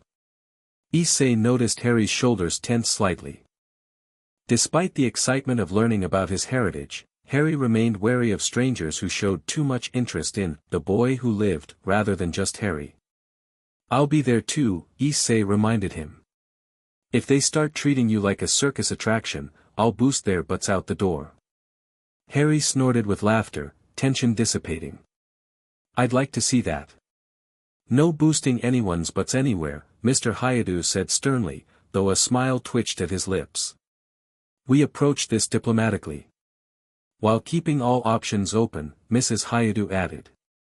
Their united front on Harry's behalf had been unwavering since day one. Despite the complexities of magical guardianship that Dr. Parker had explained, the Hayatus considered Harry their son now in every way that mattered. After dinner, the boys retreated to the living room to try the new video game. Mr. Hayatu joined them, offering strategic advice that was questionable at best, while Mrs. Hayatu curled up with a book on magical theory that Professor Gray had lent her. To an outside observer, they would have looked like any normal family enjoying an evening together. Only the occasional flicker of red scales on Issei's arm when he got too competitive, or the way Harry's frustration caused the game controller to float momentarily out of his hands, hinted at anything unusual. Do I have to wear this? Harry tugged uncomfortably at the button-up shirt Mrs. Hayatu had laid out for him the next morning. You look very handsome, she assured him, smoothing his perpetually messy hair. First impressions matter, especially with these wizard types. Harry sighed but stopped fidgeting. Over the months, he'd learned that certain battles with Mrs. Hayatu weren't worth fighting. Her determination to ensure both her boys presented well for official meetings was one of them. Issei emerged from his room looking equally uncomfortable in a collared shirt and khaki pants. If I have to dress up, so do you, he told Harry with good-natured grumbling. The drive to Dr. Parker's facility felt longer than usual, a tense silence filling the car despite Mr. Hayatu's attempts at light-hearted conversation. Harry stared out the window, absently running his fingers over the dragon figurine he'd brought along for moral support. Remember, Issei said quietly, no matter what they say about wizard school or training or whatever, we stick together. That's the rule. Harry nodded, his grip on the stone dragon tightening. Dr. Parker greeted them in the now familiar testing room, which had been rearranged with a conference table and additional chairs. Professor Gray stood nearby, engaged in conversation with a tall, severe-looking woman dressed in emerald green robes and a pointed hat, unmistakably the wizarding representative they'd been told to expect. Mr. and Mrs. Hayatu, Issei, Harry, Dr. Parker nodded to each of them. Thank you for coming. I'd like to introduce Professor Minerva McGonagall, Deputy Headmistress of Hogwarts School of Witchcraft and Wizardry. Professor McGonagall turned, her sharp eyes immediately finding Harry. For a brief moment, her stern expression softened. "Mr. Potter," she said, her Scottish accent pronounced. "You look very much like your father, though you have your mother's eyes." Harry straightened at the mention of his parents. "You knew them?" he asked eagerly. "Indeed. I taught both James and Lily during their time at Hogwarts. They were exceptional students, particularly your mother in charms and your father in transfiguration." A look of hunger for information crossed Harry's face, the same expression he wore whenever anyone mentioned his parents. Information about James and Lily Potter had been frustratingly scarce, even with Dr. Parker and Professor Gray's resources. "Please, sit," Professor Gray gestured to the conference table. "We have much to discuss." Once everyone was seated, Dr. Parker initiated the conversation. "As you know, we've been monitoring Harry and Issei's progress for 6 months now. Both have shown remarkable development in their respective abilities, particularly when working in tandem." Professor McGonagall's gaze shifted to Issei. "Yes, the sacred gear-bearer. Headmaster Dumbledore was most intrigued by this development. The intersection of our magical system with divine artifacts is rare." "Issei is my brother," Harry said firmly, surprising everyone with his directness. "Wherever I go for school or training, he's part of the decision." McGonagall raised an eyebrow but nodded respectfully. "Understood, Mr. Potter. However, there are certain realities of magical education that must be addressed. Hogwarts is specifically designed for wizards and witches. Mr. Hyde's abilities fall outside our curriculum. That's partly why we've called this meeting," Dr. Parker interjected smoothly. "To discuss potential accommodations given the unique circumstances." Professor Gray laid several folders on the table. "Our research indicates that Harry's magical development has been accelerated by proximity to the boosted gear's energy. Similarly, Issei's control over the sacred gear has improved more rapidly than typical for new wielders, apparently influenced by Harry's magical field. In simple terms," Dr. Parker added, "they make each other stronger. Separating them for education could potentially hinder both their developments." McGonagall looked skeptical. "Hogwarts has existed for over 1,000 years with established protocols. Students reside at the school from September to June each year. While Mr. Hyde's situation is unusual, I'm not certain what accommodations could reasonably be made." "What if I don't go?" Harry asked quietly. "What if I study magic somewhere else?" McGonagall's expression grew serious. "Your name has been down for Hogwarts since birth, Mr. Potter. It is where your parents studied, where they met. And..." She hesitated, glancing at the adults. "There are security considerations as well. Hogwarts remains one of the safest places in Wizarding Britain." "Because of Voldemort's followers," Harry said, causing McGonagall to wince slightly at the name. "Among other concerns, yes." Issei leaned forward. "So Harry needs protection, and Hogwarts provides that. But separating us makes us both weaker. There has to be a solution that works for everyone." The discussion continued, growing increasingly technical as Professor Gray explained the documented benefits of Harry and Issei's magical resonance, while McGonagall outlined the practical and traditional constraints of Hogwarts education. Harry grew quieter as the adults debated, his fingers constantly fidgeting with the stone dragon. Issei noticed his discomfort and was about to suggest a break when the facility's lights flickered suddenly. Dr. Parker frowned, checking her tablet. "That's odd. Our systems are showing an energy fluctuation outside the building." Professor Gray moved to the window, peering out with narrowed eyes. "We have company," she announced, her tone suddenly sharp. "Fallen angel signature, approaching rapidly." "Fallen angel?" McGonagall repeated, looking confused. Issei felt Drake stir within him, the dragon's awareness focusing outward. "She comes for you, partner. A scout, sensing the boosted gear's energy from your training yesterday." Someone's coming for me, Issei translated aloud, instinctively moving closer to Harry. Draig says they sensed us training. The lights flickered again, then failed completely. Emergency lighting activated, bathing the room in an eerie blue glow. Defensive positions, Dr. Parker ordered, her professional demeanor shifting to something more commanding. She pressed a button beneath the conference table, and metallic shutters began descending over the windows. Too late. The nearest window shattered inward in an explosion of glass. A slender female figure hovered outside, black feathered wings spread wide against the sky. Her violet eyes gleamed with predatory intent.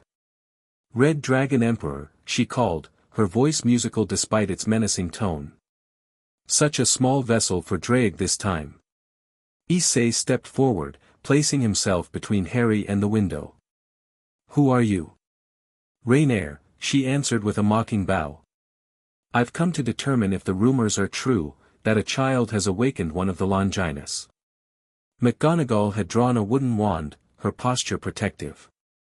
Professor Gray raised her hands, silver energy crackling between her fingers.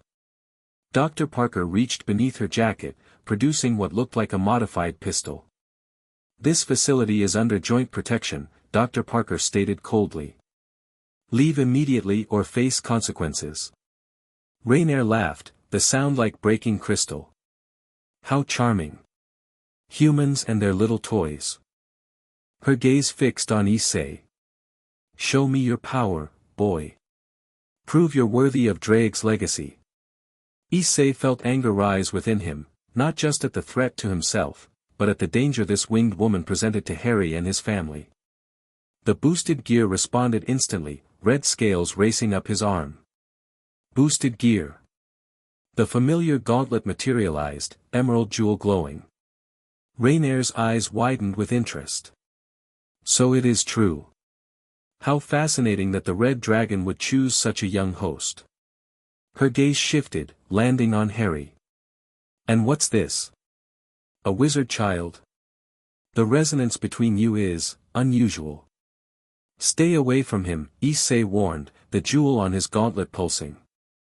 "Boost. A mere single boost?" Rainier taunted, light gathering in her palm to form a spear of pinkish energy. "You'll need more than that, little dragon." She hurled the light spear directly at Issei. Before anyone could react, Harry jumped forward, hand thrust outward, his face contorted with protective rage. "No." A shield of golden light erupted from Harry's palm, intercepting the spear. Rather than dissipating on impact, the shield absorbed the energy, growing brighter. The emerald jewel on Issei's boosted gear pulsed in synchrony with Harry's magic, red energy flowing into the golden shield. "What is this?" Rainier hissed, creating another light spear. Professor McGonagall stared in shock. "That's not standard magical shielding," she whispered. "I've never seen anything like it." Harry maintained the shield, sweat beading on his forehead with the effort. Issei placed his gauntlet hand on Harry's shoulder, and immediately the shield expanded, its color shifting to a brilliant crimson gold. "Boost." The gauntlet announced again, and the shield pulsed outward, forcing Rainier to retreat several yards. "Impossible," she snarled. "A wizard channeling sacred gear energy?" "We told you they enhance each other," Professor Gray said, looking fascinated despite the danger. "This is merely a practical demonstration." Rainier's face contorted with rage. She gathered light in both hands now, forming twin spears. "Then I'll eliminate both problems at once." She drew back to throw, and suddenly froze, her eyes widening in alarm. A new presence materialized behind her, a man with black hair streaked with gold, multiple pairs of black wings spread wide. "That's quite enough, Rainier," the newcomer said, his voice casual but carrying undeniable authority. "Lord Azazel." Rainier's arms dropped, her light spears dissipating. "I was only attacking children under official observation." Azazel finished for her, raising an eyebrow. "Violating the non-aggression treaty with the wizard enclaves? Creating an interdimensional incident?" "Yes, I can see exactly what you were only doing. Issei maintained his position in front of Harry, the boosted gear still active. Who are you? He demanded of the newcomer. Azazel turned his attention to the boys, a smile spreading across his face. The name's Azazel, Governor General of the Gregory, that's the Fallen Angel Organization, for those unfamiliar with our little supernatural hierarchy. He glanced at Professor McGonagall, who looked like she was reassessing every life decision that had led her to this moment. You control the fallen angels? Harry asked, his shield still hovering between them and the window. Control is a strong word, Azazel chuckled. Let's say I provide guidance to those wise enough to take it. This last part was directed pointedly at Rainier, who had the grace to look chastened. And I've been particularly interested in you two since a certain Red Dragon Emperor awakened 6 months ago under rather unusual circumstances. Dr. Parker stepped forward. You've been monitoring them? From a respectful distance, Azazel confirmed. Until my overzealous subordinate here decided to force an introduction. He placed a firm hand on Rainier's shoulder. For which she will be appropriately disciplined. Rainier's wings drooped visibly. Azazel turned back to Issei and Harry. That's a remarkable shield you've created together. Sacred gear energy and wizarding magic, perfectly harmonized. I've theorized such combinations were possible, but this is my first time seeing it in action. Harry lowered his hand, letting the shield fade. Issei kept the boosted gear manifested, still wary. Why are you here? He asked bluntly. Officially? To prevent an incident between factions. Azazel floated through the broken window, landing lightly in the conference room. His wings folded into his back, disappearing entirely. Unofficially. Scientific curiosity. I've spent centuries studying sacred gears, but your situation presents unique research opportunities. Professor McGonagall found her voice. Research opportunities? These are children, not laboratory specimens. Couldn't agree more, Azazel replied cheerfully. Which is why observation rather than experimentation is my approach. Though I would love to offer some guidance to young Issei here, boosted gear users typically struggle without proper mentorship. He speaks truth, Drake commented. Azazel is known to me from past hosts. His interest in sacred gears is genuine and his knowledge vast. He could be a valuable ally, if his motivations align with ours. Drake says you've helped past Red Dragon Emperors, Issei relayed cautiously. Azazel's eyes lit up. Ah, already communicating clearly with Drake. You're progressing faster than I expected. He turned to the adults. Perhaps we should continue this discussion more comfortably. I'll ensure Rainier causes no further problems. With a snap of his fingers, Azazel created a binding circle around Rainier, who struggled briefly before accepting her confinement with ill grace. Another gesture repaired the shattered window as if it had never been broken. Impressive wandless magic, McGonagall commented, still gripping her wand tightly. Not magic as you define it, Professor, Azazel corrected. Fallen angel-like manipulation. Similar results, different energy source entirely. Dr. Parker exchanged looks with Professor Gray, who nodded slightly. Let's reset the room and continue our discussion, Dr. Parker decided. Clearly there are more factors to consider than we initially anticipated. As the adults reorganized, Issei turned to Harry, dismissing the boosted gear. You okay? Harry nodded, though he looked drained. That shield thing. I didn't know I could do that. It was awesome, Issei assured him. You totally blocked her attack. We blocked it, Harry corrected. It felt different when you touched my shoulder, like your power flowed into mine. Issei grinned. Dragon Brothers for the win. Once everyone was reseated at the conference table, with Rainier confined to a corner under Azazel's watchful eye, the discussion resumed with new urgency. This incident demonstrates precisely why we need to reconsider standard protocols, Professor Gray began. Harry and Issei's combined abilities provide protection that neither would have separately. And make them targets for multiple factions, Azazel added casually, leaning back in his chair. No offense, but your security measures here wouldn't stop a determined supernatural entity or a skilled dark wizard. Professor McGonagall's lips thinned. Which returns us to my earlier point about Hogwarts protections. The school has layers of magical defenses built over centuries, specifically designed to protect students from external threats. But not from fallen angels or devils, Azazel countered. Your wards are impressive against wizarding threats but largely blind to other supernatural entities. This isn't helping, Mrs. Hayadu interjected firmly. We need solutions, not jurisdictional arguments. Harry and Issei are our sons, and their well-being comes first, before magical education, before sacred gear research, before faction politics. Azazel studied her with new respect. Well said, Mrs. Hayadu. In my experience, mothers are often the most pragmatic negotiators. He turned to Harry. What do you want, young man? Everyone is discussing your future, but I haven't heard your preferences. Harry looked surprised at being directly addressed. He glanced at Issei, then at the Hayudis, before answering. I want to learn about magic and my parents.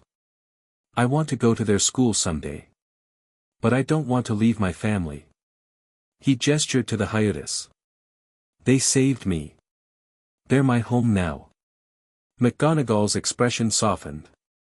A reasonable position, Mr. Potter. Perhaps we can explore compromise solutions. Such as? Mr. Hayadu prompted. Hogwarts typically begins at age 11, McGonagall explained. Harry is only 8 now, giving us 3 years to prepare.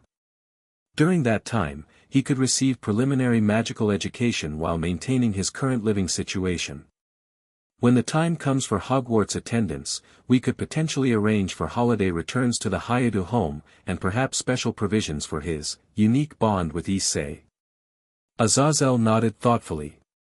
Meanwhile, I could provide guidance for Issei's sacred gear development. The boosted gear has specific training requirements to reach its full potential safely. Under supervision, Dr. Parker added firmly. Naturally, Azazel agreed, too easily. Issei listened to the adults mapping out his and Harry's futures with mixed feelings. On one hand, the prospect of specialized training from someone who understood sacred gears was appealing. On the other, he didn't entirely trust Azazel's casual attitude or the glint of scientific interest in his eyes when he looked at their combined abilities. I have a question, Issei said, drawing everyone's attention. This Hogwarts school is in Scotland, right? That's what the books say.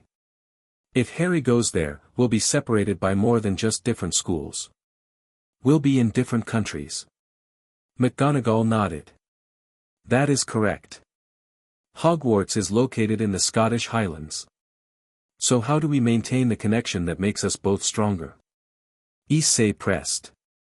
Professor Gray said separation could hinder our development. An excellent question, Azazel interjected before McGonagall could respond. And one that highlights why traditional approaches won't work here. He leaned forward, suddenly serious. The resonance between Harry's magical core and the boosted gear is unprecedented. It deserves dedicated study and accommodation, not shoehorning into existing systems. What do you propose, then? Professor Gray asked. Azazel spread his hands. A hybrid approach. Harry receives wizarding education appropriate to his heritage, while Issei trains in sacred gear usage. But they maintain regular contact, perhaps through magical communication methods, perhaps through periodic visits. Most importantly, their unique bond should be strengthened, not suppressed or ignored. And who would oversee such an arrangement? McGonagall questioned. The wizarding educational system has specific requirements, as does proper sacred gear development, Azazel countered. Again, Mrs. Hayadu interrupted, this sounds like faction politics rather than what's best for the boys. Dr. Parker tapped her tablet thoughtfully. What if we established a joint oversight committee? Representatives from both magical systems, plus the hiatus as Harry's guardians. Major decisions regarding either boy's development would require consensus. The proposal led to further debate, with McGonagall expressing concerns about Hogwarts' autonomy, while Azazel questioned whether wizarding authorities would recognize fallen angel input as legitimate.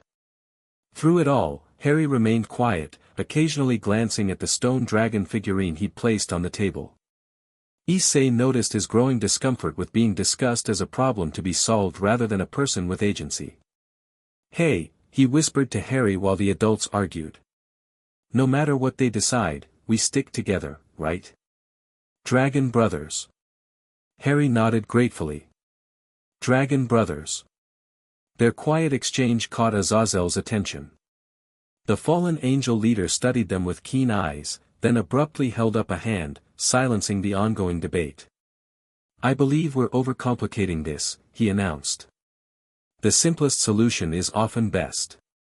Harry remains with the hiatus until Hogwarts age, receiving preliminary magical education through tutors approved by both factions. Issei trains with Sacred Gear mentors, also jointly approved.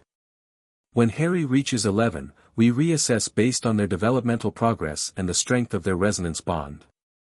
McGonagall considered this. Headmaster Dumbledore would need to approve any such arrangement. He remains Harry's magical guardian in the wizarding system. "Then invite him to join our next discussion," Azazel suggested smoothly. "I'm sure he'll see the wisdom in collaboration once he understands the unique circumstances." "And in the meantime?" Mr. Hayadu asked. "After today's attack, I'm concerned about immediate security." Azazel waved a dismissive hand toward Rainier. "This was an unauthorized scouting mission, not a coordinated attack. I'll ensure the Grigori understands these children are under protection. That said, additional security measures wouldn't hurt. I can arrange for warding specialists from the Ministry to enhance the Hayadu home's protections," McGonagall offered. Similar to what would have been in place at the previous residence. Issei noticed she carefully avoided mentioning the Dursleys directly, perhaps sensing Harry's lingering trauma around that topic. "And I can provide certain artifacts that shield against supernatural detection," Azazel added. "Nothing that would interfere with wizarding magic, of course." The discussion continued for another hour, gradually shifting from theoretical frameworks to practical next steps.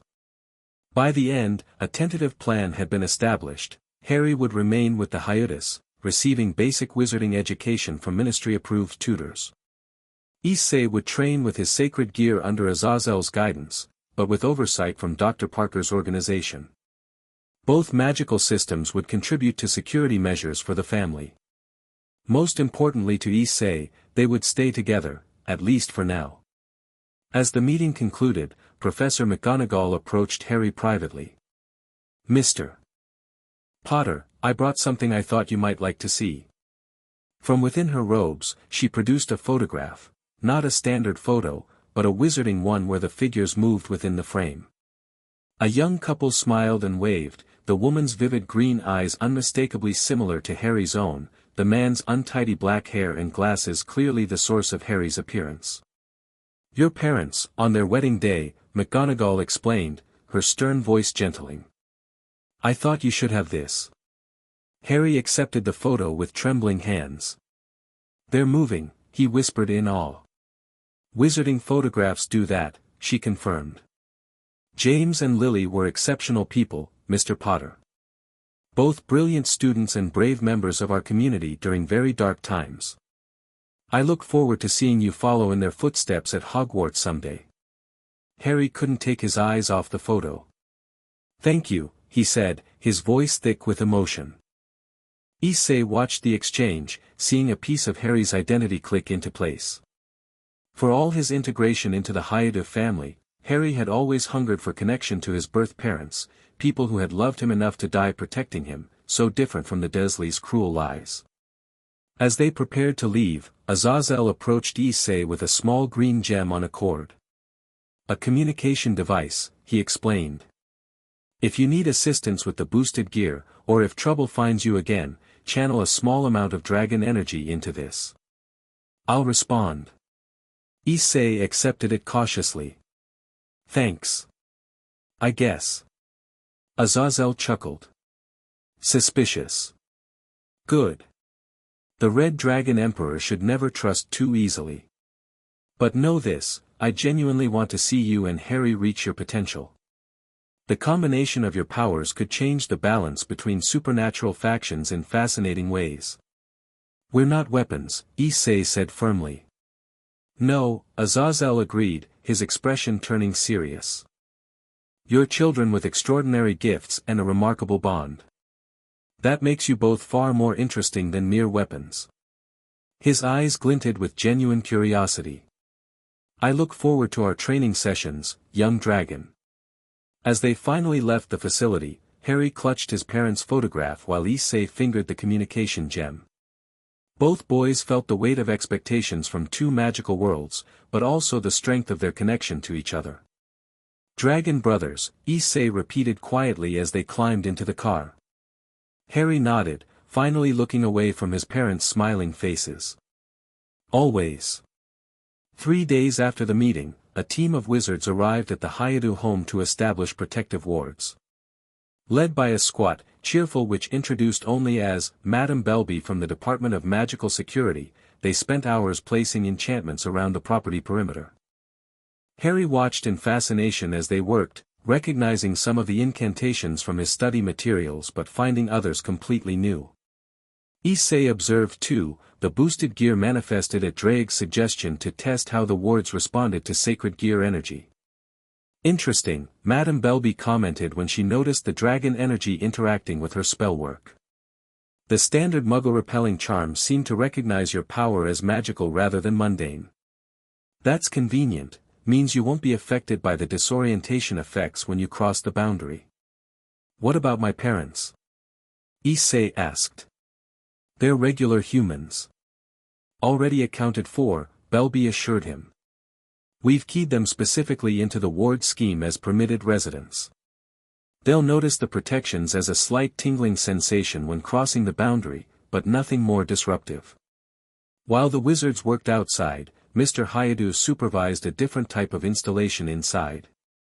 Representatives from Dr. Parker's organization, who now identified themselves more directly as members of something called the Supernatural Monitoring Initiative, were placing discrete sensors throughout the house. These will detect any approach by non-human entities, explained a technician as he calibrated a device that looked like an ordinary smoke detector. They're passive scanners only, completely harmless to residents. Mrs. Hayadu watched all these proceedings with visible concern. Our home is becoming a fortress, she observed to Dr. Parker, who had come to oversee the integration of wizarding and technological security systems. A necessary precaution, Dr. Parker replied, though not unkindly. The boys' combined potential has attracted attention from multiple quarters, not all of it as straightforward as Raynier's approach. Meaning some interested parties will be more subtle in their observations or interventions. Dr. Parker lowered her voice. Since the incident, we've detected increased magical activity in the area, both wizarding and supernatural. Nothing overtly threatening, but definitely monitoring. Mrs. Hayadu's expression hardened with maternal protectiveness. They're children, not magical batteries or weapons. I agree completely, Dr. Parker said sincerely. But others may see them primarily for their potential power. Hence, these precautions. By evening, the security installations were complete. The house appeared unchanged to casual observation, but now existed within layered protections, magical wards against wizarding threats, technological countermeasures against supernatural entities, and combined systems to alert both oversight groups of any breach. As a final measure, Azazel arrived personally to add what he called fallen angel cloaking. Simple but effective, he explained as he placed small black feathers at each compass point of the property, embedding them in the ground with a pulse of light energy. These will obscure the boosted gear's energy signature unless actively manifested at full power. Prevents random fallen angels or devils from sensing it during Issei's daily activities. Harry watched the process with interest. Does it affect my magic too? To a lesser degree, Azazel confirmed. Your magical signature reads differently to supernatural senses, more diffuse, less immediately recognizable than a Longinus-class sacred gear. These will provide general energy dampening rather than specific concealment. Once all protections were in place, the various representatives departed, leaving the family to adjust to their newly fortified home. Issei tested the boundaries, feeling a subtle resistance when he tried to manifest the boosted gear near the property line, not preventing the manifestation, but containing its energy signature within the ward perimeter. That night, as they prepared for bed, Harry seemed unusually quiet. Issei found him sitting on his bed, staring at the wizarding photograph of his parents. "You okay?" Issei asked, leaning against the doorframe. Harry looked up, his expression troubled. "Do you think all this," he gestured vaguely to indicate the new security measures, "is because of me? Because of who my parents were, and what happened when I was a baby?" Issei entered the room, sitting beside Harry on the bed. "It's because of both of us. My sacred gear, your magic, and the weird way they work together. Drake says we're unique, and unique things attract attention. But if I wasn't the boy who lived, then we might have different problems, but we'd still have problems," Issei said firmly. Drake says all Red Dragon Emperors face challenges. It comes with the territory. Harry studied the photograph again, watching his parents laugh and embrace in their eternal moment of happiness. "They were fighting a war when this was taken," he said quietly. "Professor McGonagall told me. They were fighting against Voldemort even then, knowing how dangerous he was. They chose that path." Issei considered this. "Because they thought it was right?" "I think so." Harry carefully placed the photograph on his nightstand. "I keep thinking about what I'd choose, if I could. Would I pick a normal life, with no magic and no danger? Or would I choose this path, with all the complications? And—" Harry met Issei's eyes, a new determination visible behind his glasses. "I'd choose this. Because it led me to you and your family. Because it means I'm connected to my real parents. Because it means I can do something special in the world." Issei grinned, feeling unexpected pride in his adopted brother's resolve. "Good answer. For what it's worth, I'd choose this too. Dragon powers, wizard brother, and all the crazy that comes with it." He extended his fist, and Harry bumped it with his own, their established ritual of solidarity. "Dragon brothers," Harry said, confidence replacing his earlier doubt. "Dragon brothers," Issei agreed. "Now get some sleep. Azazel's sending someone to start my training tomorrow, and you've got that wizard tutor coming. Big day." The promised tutor arrived the next morning, a mild-mannered wizard in his 30s named Elias Thornwood, who wore remarkably normal clothes compared to Professor McGonagall's robes. Only his wand, casually tucked behind his ear, marked him as something other than an ordinary visitor. "The Ministry felt a Muggle-born instructor might adapt better to your living situation," he explained as he set up in the hiatus dining room. "I grew up with one foot in each world, so to speak." Harry took to Thornwood immediately, especially when the tutor began by asking what Harry had already discovered about his own abilities rather than launching into a predefined lesson plan. "Self-taught transfiguration at your age is remarkable," Thornwood commented when Harry showed him the stone dragon he'd created for Issei. "Most wizard children have accidental magic, yes, but directed transformations like this usually require wand training. It's easier when I'm with Issei," Harry explained. "Especially when his boosted gear is active." Thornwood nodded thoughtfully. "The magical resonance phenomenon Dr. Parker described. I'd be interested to observe that directly at some point."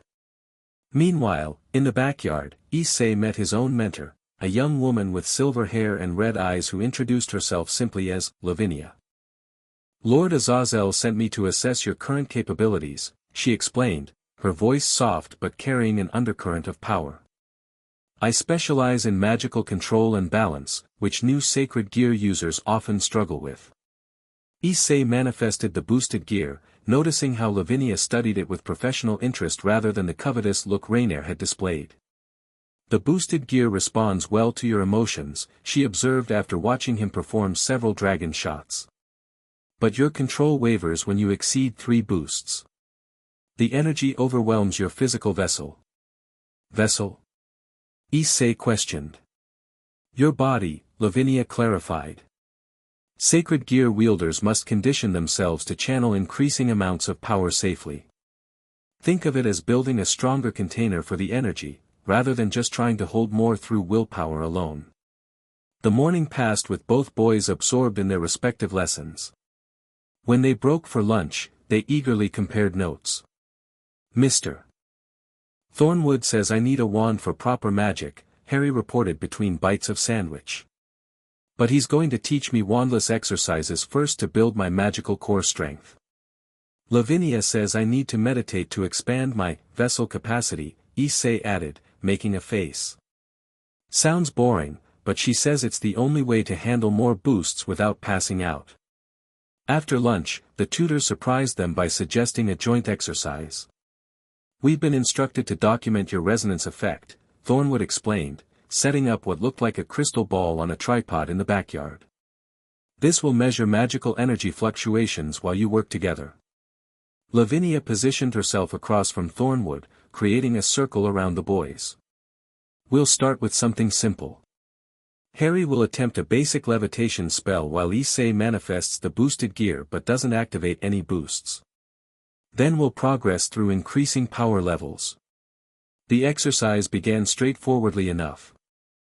Harry levitated a feather, the standard first-year charm according to Thornwood, while Issei simply wore the boosted gear inactively. The crystal recorded a soft blue glow. Next, Harry maintained the levitation while Issei activated a single boost. The feather immediately stabilized, hovering with perfect stillness, and rose higher without Harry increasing his effort. The crystal shifted to a purple hue. Fascinating, Thornwood murmured. The boost amplifies Harry's magic without him directing more power into the spell.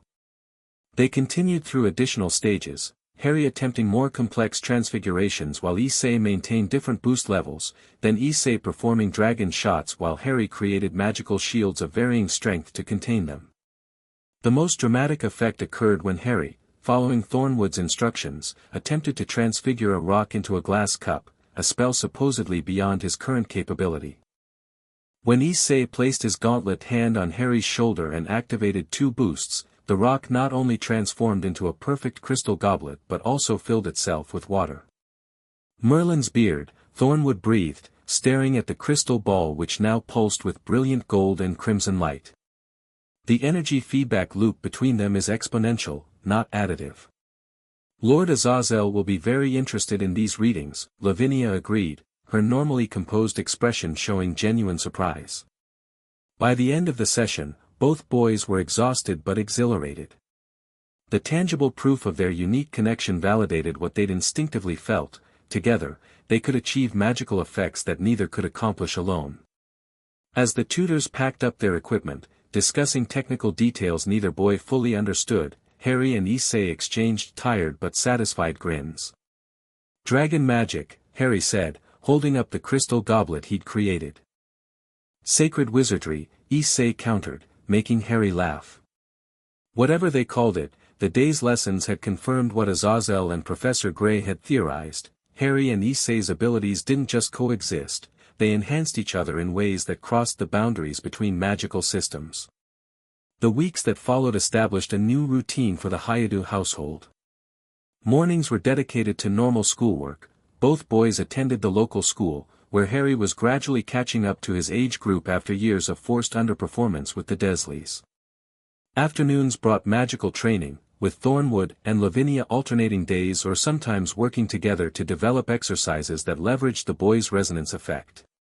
Weekends often included visits to Dr. Parker's facility for more formal assessments or meetings with representatives from both magical factions.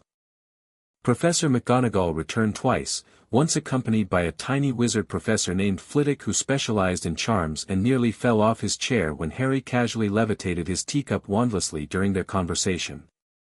Most extraordinary, Flitwick squeaked after regaining his composure. Wandless magic at this age, and with such control. Your mother showed similar aptitude, though not quite so young.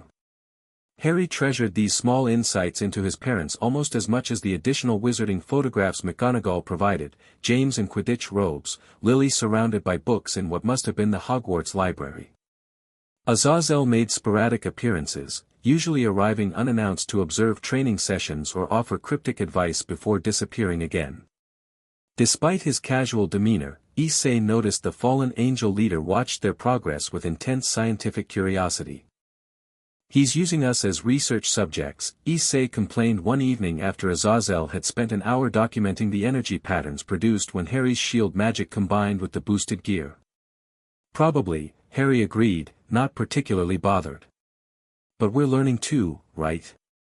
And he hasn't tried to separate us or take us to some secret lab." Yet, Issei muttered darkly, though he had to admit Azazel's training suggestions had helped him reach 5 consecutive boosts without exhaustion, a significant improvement. Through it all, the boys' bond strengthened. Harry's nightmares about the Dursleys grew less frequent, replaced occasionally by confusing dreams about green light and high-pitched laughter that Thornwood suggested might be fragmented memories of the night his parents died. When these dreams came, Harry would sometimes crawl into Issei's room like he had in those first weeks, seeking the comfort of his adopted brother's presence. Issei never complained, even when Harry accidentally levitated both their pillows in his sleep. 3 months into their new training regimen, the first serious test of their combined abilities arrived without warning.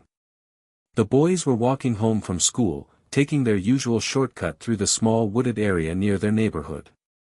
Autumn had painted the trees in brilliant colors, and they were kicking through fallen leaves, discussing the history test they'd just taken. "I still say the question about the Norman conquest was unfair," Issei grumbled. "Who remembers exactly what year?" 1066, Harry supplied automatically. "Show off." Issei nudged him good-naturedly. "Just because Thornwood makes you memorize wizard history too," he stopped abruptly, the boosted gear materializing on his arm without conscious summoning. Drake's presence surged forward in his mind, alert and wary. "Multiple presences approaching, partner. Fallen angels, at least 3. Harry tensed beside him, recognizing the signs of Drake's warning. "Trouble?" "Fallen angels," Issei confirmed quietly, scanning the trees around them. 3 or more, Drake says. Harry's hand slipped into his pocket, where he now carried a small focus crystal Thornwood had given him, not a proper wand, but a tool to help channel his magic more precisely until he was old enough for official wand selection. They stood back to back, turning slowly to survey the wooded path. The previously pleasant autumn afternoon suddenly seemed ominous, the rustling leaves concealing approaching footsteps. "There they are," Harry whispered, pointing toward a clearing where 3 figures had materialized, 2 women and a man, all dressed in formal attire that seemed out of place in the forest setting. Though their wings were currently hidden, the predatory gleam in their eyes marked them clearly as fallen angels. "Red Dragon Emperor," called the man, his voice carrying easily through the trees. "We've been looking forward to meeting you. Lord Kokabeel sends his regards." "Kokabeel?" Issei repeated, the name unfamiliar. "What happened to Azazel's protection order?" The fallen angel smiled thinly. "Lord Azazel doesn't speak for all of the Grigori. Some of us answer to different leadership." Harry shifted closer to Issei. "What do you want?" he called, his young voice steady despite the danger. "Primarily, we're here to assess the Red Dragon Emperor," one of the women replied, her blue hair reminiscent of Rainire's. "But we're also curious about you, little wizard. The resonance phenomenon has sparked considerable interest in certain circles." "Boost." Issei didn't wait for further conversation, activating the boosted gear's power immediately. The familiar surge of energy flowed through him, doubling his physical capabilities. "Careful, partner," Drake cautioned. "These 3 are stronger than Rainier was. The male is at least middle class in power." Harry raised his crystal, a shield forming in front of them, smaller than the one he'd created against Rainier, but more focused and controlled after months of training. The fallen angels observed these preparations with analytical interest rather than concern. Defensive positioning, immediate power activation, noted the male angel clinically. Good instincts for one so young.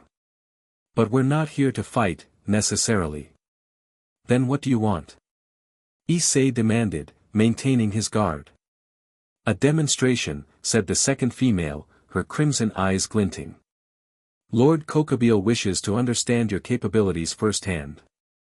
Without warning, she flung a light spear directly at Harry, not aimed to kill, but to force a reaction. Boost! Issei's power doubled again as he leaped in front of Harry, the boosted gear catching the spear. Instead of shattering on impact, the light weapon sizzled against the gauntlet's surface, slowly being absorbed into the emerald jewel. The gear is adapting to fallen angel light, Drake observed with interest. Incorporating its properties. Harry hadn't remained passive during the attack. His shield expanded, now encompassing both boys in a dome of golden energy. With his free hand, he gathered power into the crystal, which began to glow with increasing intensity. They're testing us, Issei realized, speaking low enough for only Harry to hear. Trying to measure our strength. Then let's not show them everything, Harry whispered back. Just enough to make them leave. The male fallen angel materialized twin light spears, larger than the one the female had thrown. Interesting defense. Let's see how it holds against a more concentrated attack. He hurled both spears simultaneously, aiming at different sections of Harry's shield. On impact, the shield rippled but held. Harry grimaced with the effort of maintaining it against the stronger assault. Issei placed his gauntlet hand on Harry's shoulder, channeling boost energy into the shield as they'd practiced. The golden dome flared with crimson highlights, strengthening visibly. Boost! A third doubling, and Issei felt the familiar strain of approaching his current limits. Now! Harry suddenly dropped the shield, simultaneously releasing the energy he'd been gathering in his crystal. A blast of golden light erupted outward, not targeting the fallen angels directly but blinding them momentarily. In that instant of distraction, Issei fired a dragon shot, not at full power, but focused enough to create an impressive explosion when it struck the ground between them and their observers. Smoke and disturbed earth filled the clearing. Issei grabbed Harry's arm, pulling him into the dense underbrush at the path's edge. They ducked low, using the confusion to put distance between themselves and the fallen angels. The wards around our house will protect us if we can reach them, Issei panted as they ran. Just a quarter-mile more. They heard angry shouts behind them as the fallen angels recovered from the surprise attack. Wings unfurled as their pursuers took to the air, scanning the forest for signs of their quarry. Harry, smaller but quick on his feet, led the way through a dense thicket he'd discovered during previous explorations. The narrow passage barely admitted Issei's larger frame but would be impassable for airborne pursuers. There! The blue-haired female spotted them as they emerged from the thicket. Don't let them reach the ward perimeter. A barrage of light spears rained down, forcing the boys to dodge and weave between trees. One spear grazed Issei's shoulder, searing through his school uniform and leaving a painful burn beneath. Harry turned at Issei's hiss of pain, his face flushing with anger. The crystal in his hand pulsed with energy, responding to his emotional surge. Leave him alone. Harry shouted, and thrust the crystal skyward. What happened next shocked everyone involved. Instead of another shield or light blast, the trees around them animated, branches extending and weaving together to form a canopy above them. The improvised wooden roof caught several light spears, absorbing the energy rather than burning. Transfiguration on that scale without a wand, one of the female angels gasped. Impossible for a child. Issei didn't waste the opportunity Harry's unexpected magic had created. Boost! A fourth doubling pushed him to his limit, but gave him the speed needed to scoop Harry onto his back and sprint the remaining distance toward home. The fallen angels pursued relentlessly, but the boys had the advantage of knowing the terrain. They cut through a neighbor's yard, vaulted a fence, and finally burst onto their street, the Hayadu home visible just ahead. They felt the moment they crossed the ward boundary, a slight resistance, like pushing through an invisible membrane, then a sensation of security enveloping them. Behind them, the fallen angels pulled up short at the property line, unable to penetrate the combined protections of wizarding wards and Azazel's cloaking measures. "This isn't over, Red Dragon Emperor," the male angel called, frustration evident in his voice. "Lord Kokabeel will not be denied his assessment. Tell Kokabeel to talk to Azazel." Issei shouted back, still holding Harry piggyback as he staggered toward the front door. "We're under Grigori protection." The fallen angels exchanged glances, clearly reassessing the situation. Without another word, they vanished in flashes of light, retreating rather than creating a scene that might attract further attention. Inside the house, Issei finally set Harry down. Both boys collapsed onto the entryway floor, breathing hard from exertion and fading adrenaline. "What was that thing with the trees?" Issei asked when he could speak normally again. "Thornwood didn't teach you that, did he?" Harry shook his head, looking as surprised as Issei. "I just wanted to block the spears. I didn't know I could make trees move like that." Issei dismissed the boosted gear, wincing as the burn on his shoulder made itself known more prominently without the gauntlet's protection. "Your magic keeps getting stronger. And weirder," says the guy with a dragon in his arm, Harry retorted, then noticed Issei's injury. "You're hurt." "It's not bad," Issei assured him, though the burn throbbed painfully. "Mom keeps burn cream in the bathroom. Let's get cleaned up before my parents get home and freak out." As they helped each other up, the communication gem Azazel had given Issei began to glow in his pocket. He pulled it out cautiously. "Interesting energy signatures from your location," Azazel's voice emerged from the gem. "Care to explain why 3 of Kokabeel's scouts were just at your property line?" Issei exchanged looks with Harry. "We've got a lot to tell you," he said into the gem. "And I think we need more training. Fast." The incident with Kokabeel's scouts triggered immediate responses from both magical factions. Azazel arrived personally within hours, his usually casual demeanor replaced by cold anger when he examined Issei's injury. "Kokabeel oversteps," he muttered, applying a salve that immediately cooled the burning sensation. "Testing is one thing, but attacking children under protection is another." By evening, representatives from the wizarding side had also arrived, not just Professor McGonagall, but a tall, elderly wizard with a flowing silver beard and half-moon spectacles who introduced himself as Albus Dumbledore, headmaster of Hogwarts. "It seems our meeting comes sooner than anticipated, and under unfortunate circumstances," Dumbledore said, his blue eyes twinkling despite the seriousness of the situation. "I had hoped for a more measured introduction." Harry stared openly at the wizard who had arranged his placement with the Dursleys. Despite months of preparation for this eventual meeting, he found himself speechless now that Dumbledore stood before him in person. Issei had no such hesitation.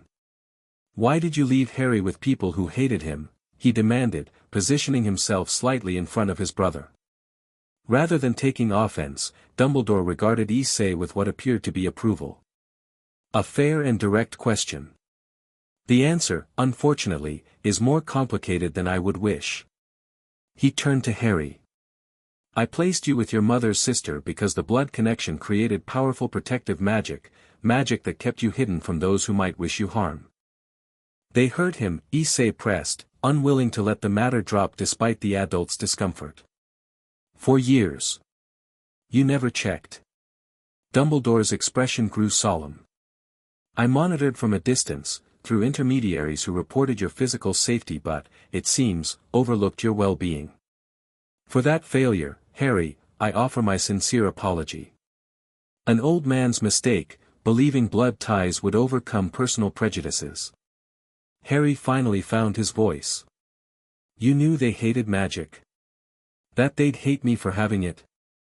"I suspected your aunt's resentment of the magical world ran deep," Dumbledore acknowledged. "I believed the danger you faced from external threats outweighed the difficulties of your home situation. I was wrong." The simple admission seemed to catch Harry off guard. He'd prepared for denials or justifications, not a straightforward acknowledgement of error. "The Hyutis are my family now," he said firmly after a moment. "I'm not going back to the Dursleys. Ever."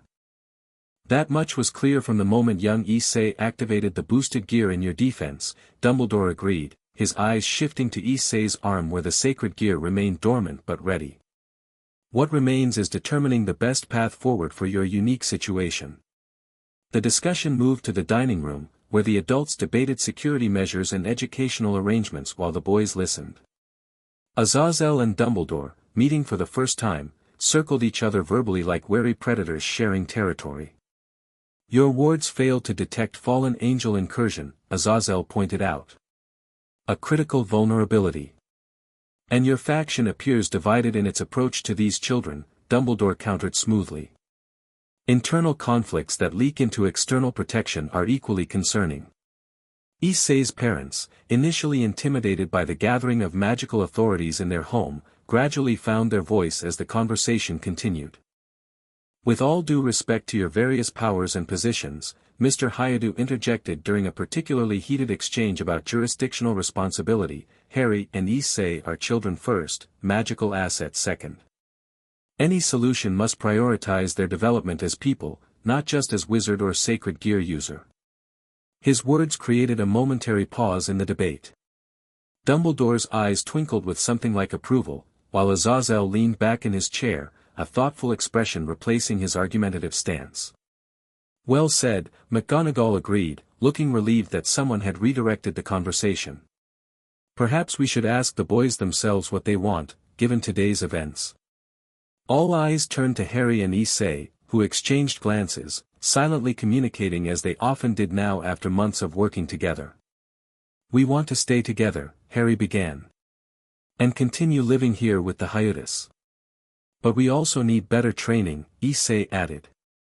"Today showed us we're not strong enough yet to handle serious threats." "I want to learn more about my parents and wizard magic," Harry continued.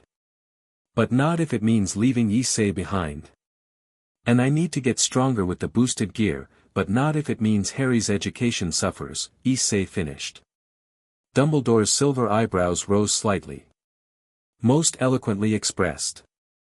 It seems your bond has grown quite strong indeed." "The resonance effect," Azazel murmured, studying the boys with renewed interest. "It's not just their powers that enhance each other, but their very personalities." "Fascinating."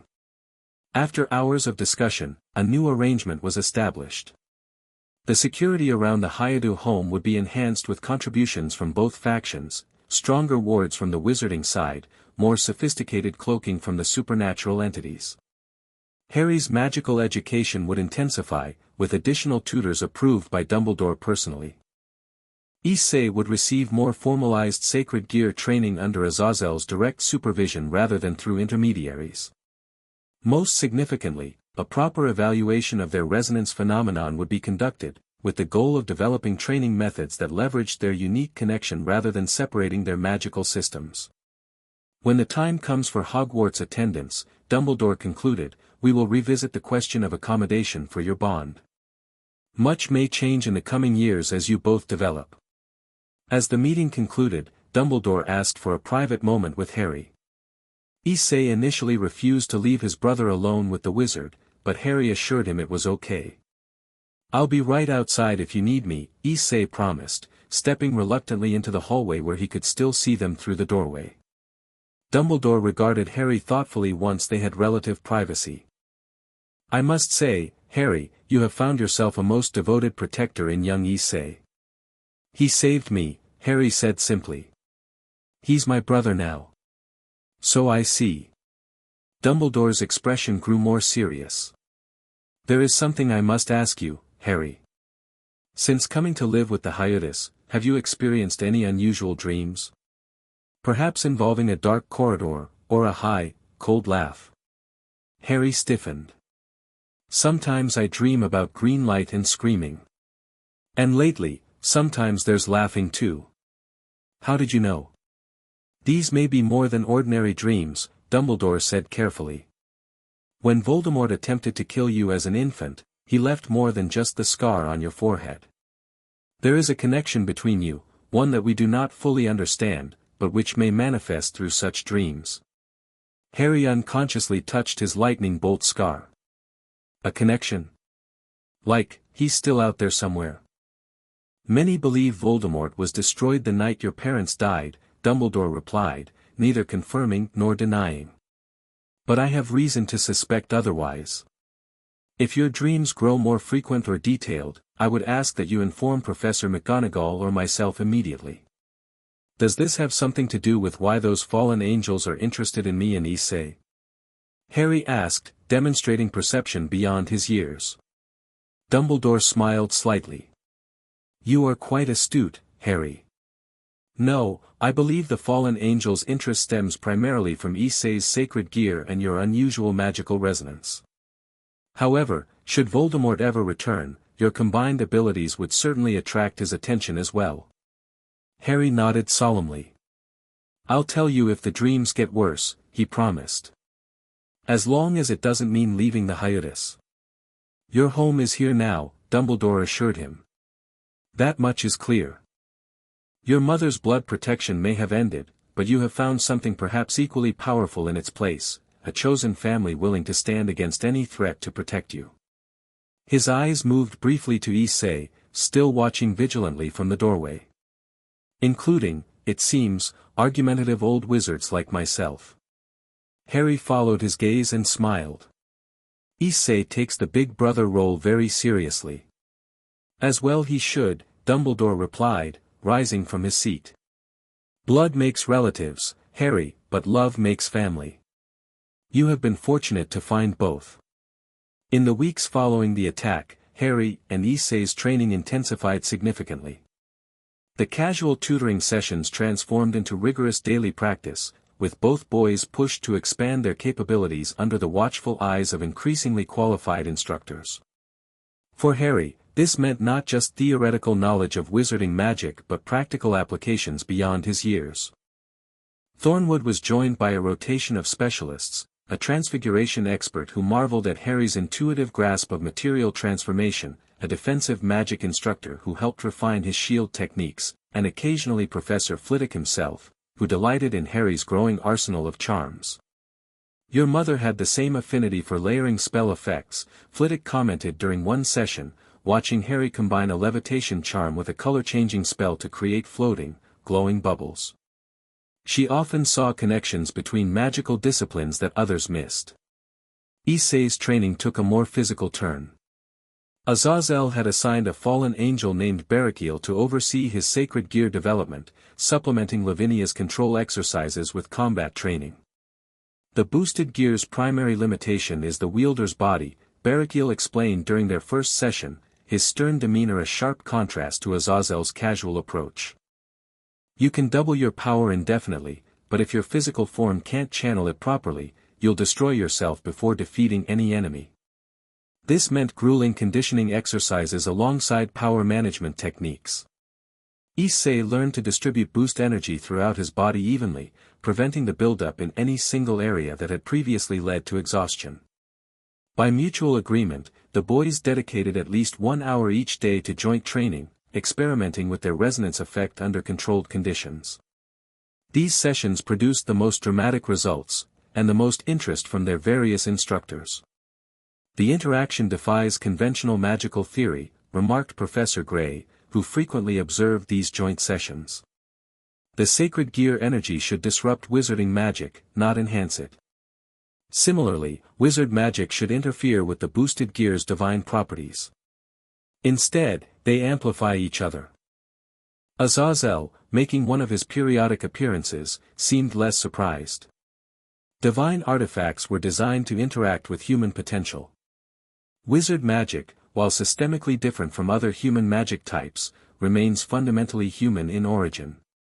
The Red Dragon's power recognizes and responds to it as such. Whatever the theoretical explanation, the practical applications were undeniable.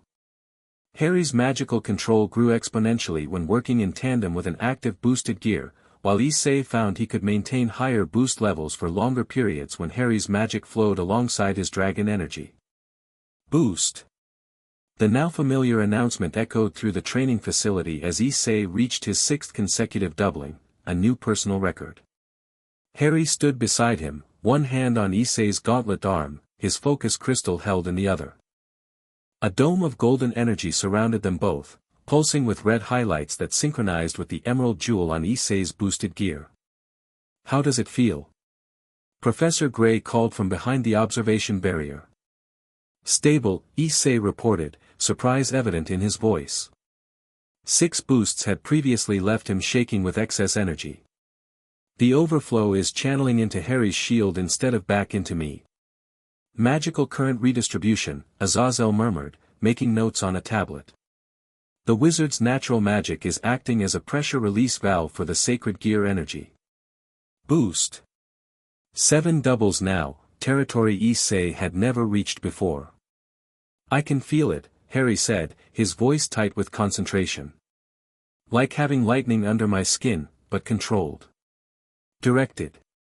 The shield around them expanded, its surface now displaying intricate patterns, dragon scales interwoven with runes that Harry had been studying but shouldn't yet have mastered. "Intuitive magical synthesis," Professor Gray noted with academic excitement. "The wizard's subconscious is incorporating draconic imagery into standard protection spells." "Can you shape it?" Azazel asked suddenly. "Not just as a shield, but as a weapon." Harry glanced at Issei, who nodded encouragingly despite the strain of maintaining 7 boosts. Focusing intently, Harry extended his crystal-holding hand forward. The shield responded, bulging outward in that direction, gradually forming into a serpentine shape that resembled a dragon's head. "Dragon shot," Issei called, channeling energy into the jewel on his gauntlet. Instead of firing directly from his hand as usual, the red energy flowed through their connection and into Harry's shield dragon. The construct opened its golden jaws and released Issei's dragon shot, but transformed, a beam of combined red-gold energy that obliterated the reinforced target at the far end of the training room and cracked the supposedly unbreakable wall behind it. The backlash knocked both boys off their feet. Issei's boosted gear dissipated automatically as he hit the ground, while Harry's shield collapsed in a shower of golden sparks. "Magnificent!" Azazel exclaimed, already moving to examine the damage. Combined offensive capability exceeding the sum of individual powers. Professor Gray rushed to check the boys. "Are you alright?" "That was significantly more energy discharge than we anticipated." Issei sat up groggily, feeling the familiar exhaustion that followed pushing his limits, but without the usual painful feedback. "I'm okay. Better than usual after so many boosts." Harry adjusted his glasses, which had been knocked askew by the fall. "That was intense. Did you see the dragon head? It was like it came alive for a second." "We all saw it," Professor Gray confirmed, helping them to their feet. "A manifestation of your combined will, shaped by both magical systems simultaneously." Azazel returned from inspecting the damage, looking uncommonly excited. "This changes everything. The applications for harmonized magical systems could revolutionize supernatural defenses, not to mention offensive capabilities." Issei noticed the calculating gleam in the fallen angel leader's eyes with unease. "We're not weapons," he reminded Azazel, echoing his statement from months ago. Azazel waved a dismissive hand. "Of course not. But your discovery has implications far beyond 2 talented children. Think of the possibilities for peace between factions if magical systems previously thought incompatible could be harmonized this way. Or for more effective weapons," Harry said quietly, showing the same perceptiveness that had impressed Dumbledore.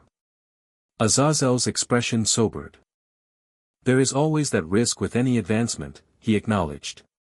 "Which is why your continued moral development is as important as your magical training. Power without wisdom is merely destructive potential." The testing session concluded shortly afterward, with both boys too drained for further experiments. As they left the facility, Issei noticed Harry seemed unusually thoughtful.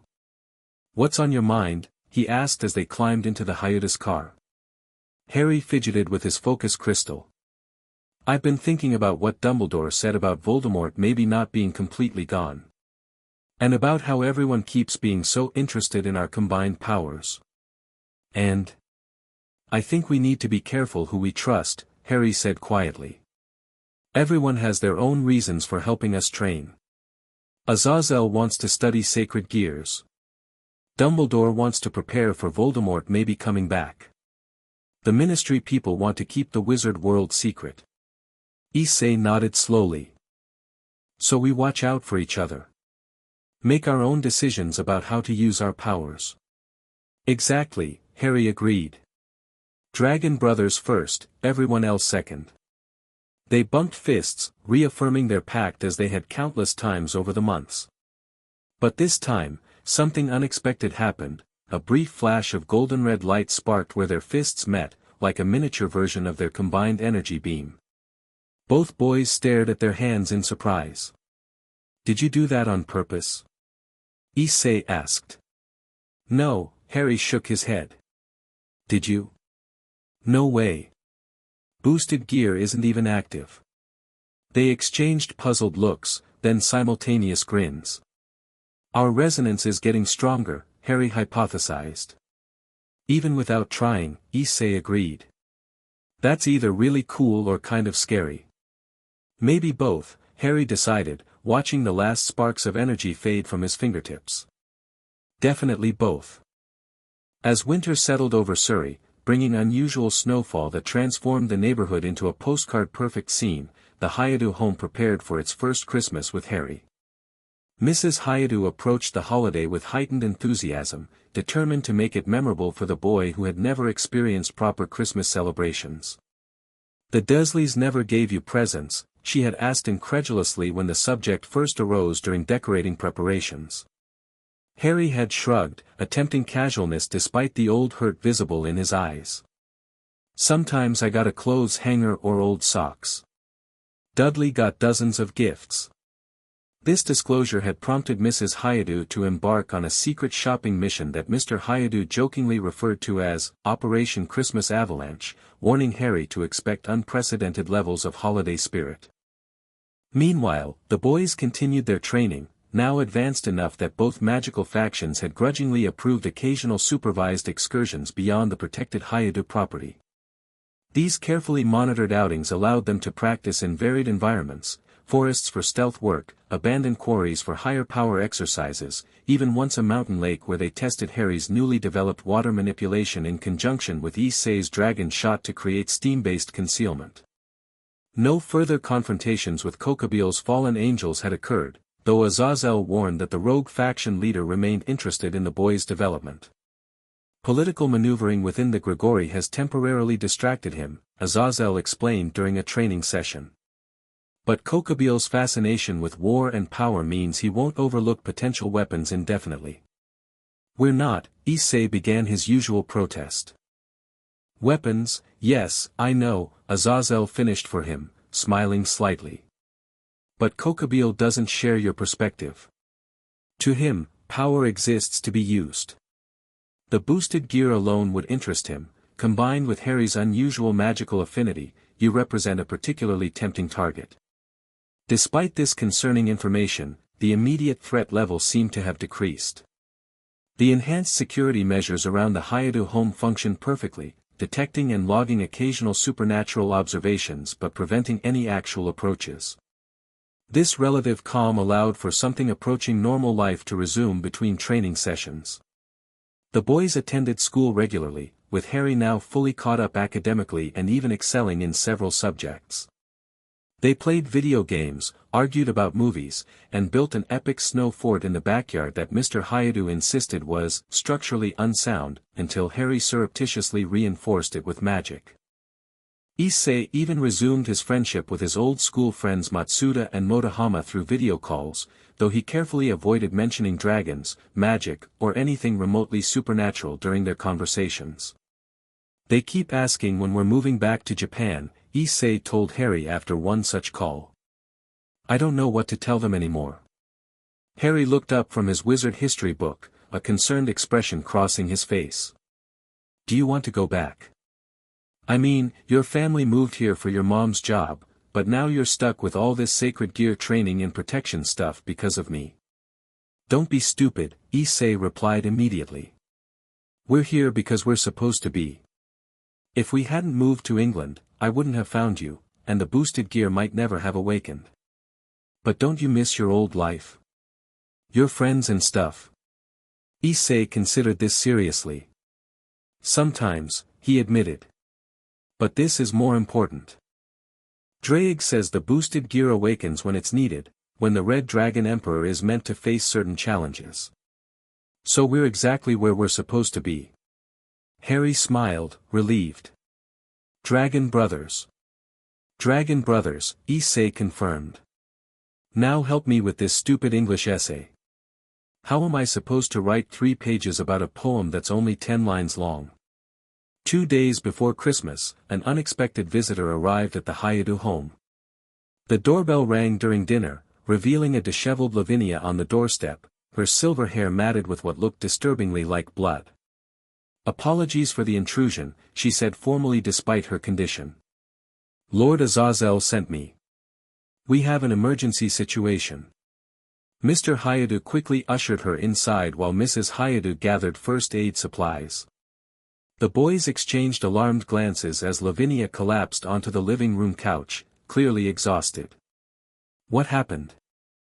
Issei asked, noticing how her usual grace had been replaced by pained movements. Kokabeel has made his move, she explained, accepting a wet cloth from Mrs. Hayadu to clean her face. Not against you directly, not yet, but against those who protect you. 3 of Azazel's personal guard were ambushed this morning. I was with them, investigating reports of unusual activity near a ley line convergence. Are they okay? Harry asked, concerned. Lavinia's expression darkened. They will recover, but Kokabeel's forces took something from our research facility while we were distracted. Something dangerous. What kind of dangerous? Mr. Hayadu asked, his protective instincts clearly triggered. A nullification artifact, Lavinia said grimly. Something Lord Azazel has been studying for centuries, a device capable of temporarily suppressing sacred gear abilities within its radius. Issei felt cold at this news. He's planning to use it against me? To neutralize the boosted gear. That's our assumption, Lavinia confirmed. Combined with intelligence suggesting he's been recruiting wizard mercenaries who operate outside ministry jurisdiction, we believe he's developing a strategy to separate you two and nullify your respective advantages. Harry moved closer to Issei instinctively. But why? What does he want with us? Kokabeel was a warmaker even before the Great War between factions, Lavinia explained. He thrives on conflict and seeks tools to reignite hostilities. The Red Dragon Emperor has historically been a catalyst for supernatural wars. Your unusual connection to wizarding magic adds an unpredictable element he likely finds irresistible. Mrs. Hayadu had heard enough. Then we need to leave, go somewhere safe until this Kokabeel person is dealt with. Lavinia shook her head. Running would make you more vulnerable, not less. This house has layered protections from multiple factions. Lord Azazel believes your best security remains here, with enhanced measures and constant vigilance. What enhanced measures? Mr. Hayadu demanded. For starters, I've been reassigned as your full-time protection detail, Lavinia said. And wizarding representatives are sending additional support tomorrow. Lord Azazel himself will oversee security upgrades tonight. The conversation was interrupted by the communication gem in Issei's pocket flaring to life. He pulled it out to find Azazel's face projected above it. Ah, good, Lavinia reached you, Azazel said, his usual casual tone underlaid with tension. I assume she's briefed you on our situation. She said Kokabeel stole something that can shut down my sacred gear, Issei replied. And that he's working with dark wizards. Rogue elements from the wizarding community, Azazel corrected. Not sanctioned by their ministry or Dumbledore's people. Kokabeel has always excelled at finding disaffected individuals willing to work against their own leadership. Harry leaned into the projection's view. What exactly does he want with us? Azazel's expression grew serious. Based on intelligence gathered from his inner circle, Kokabeel believes that capturing you both could provide leverage against both the Grigori leadership and the wizarding authorities. More concerning, he seems to think your resonance phenomenon could be weaponized if properly harnessed. The euphemistic phrasing wasn't lost on anyone. Mrs. Hayadu made a distressed sound. I'll be arriving within the hour to establish additional protective measures, Azazel continued. In the meantime, stay inside the ward perimeter and remain vigilant. Lavinia will coordinate security until I arrive. The projection faded, leaving a heavy silence in the living room. Lavinia struggled to her feet, moving to check the existing wards despite her injuries.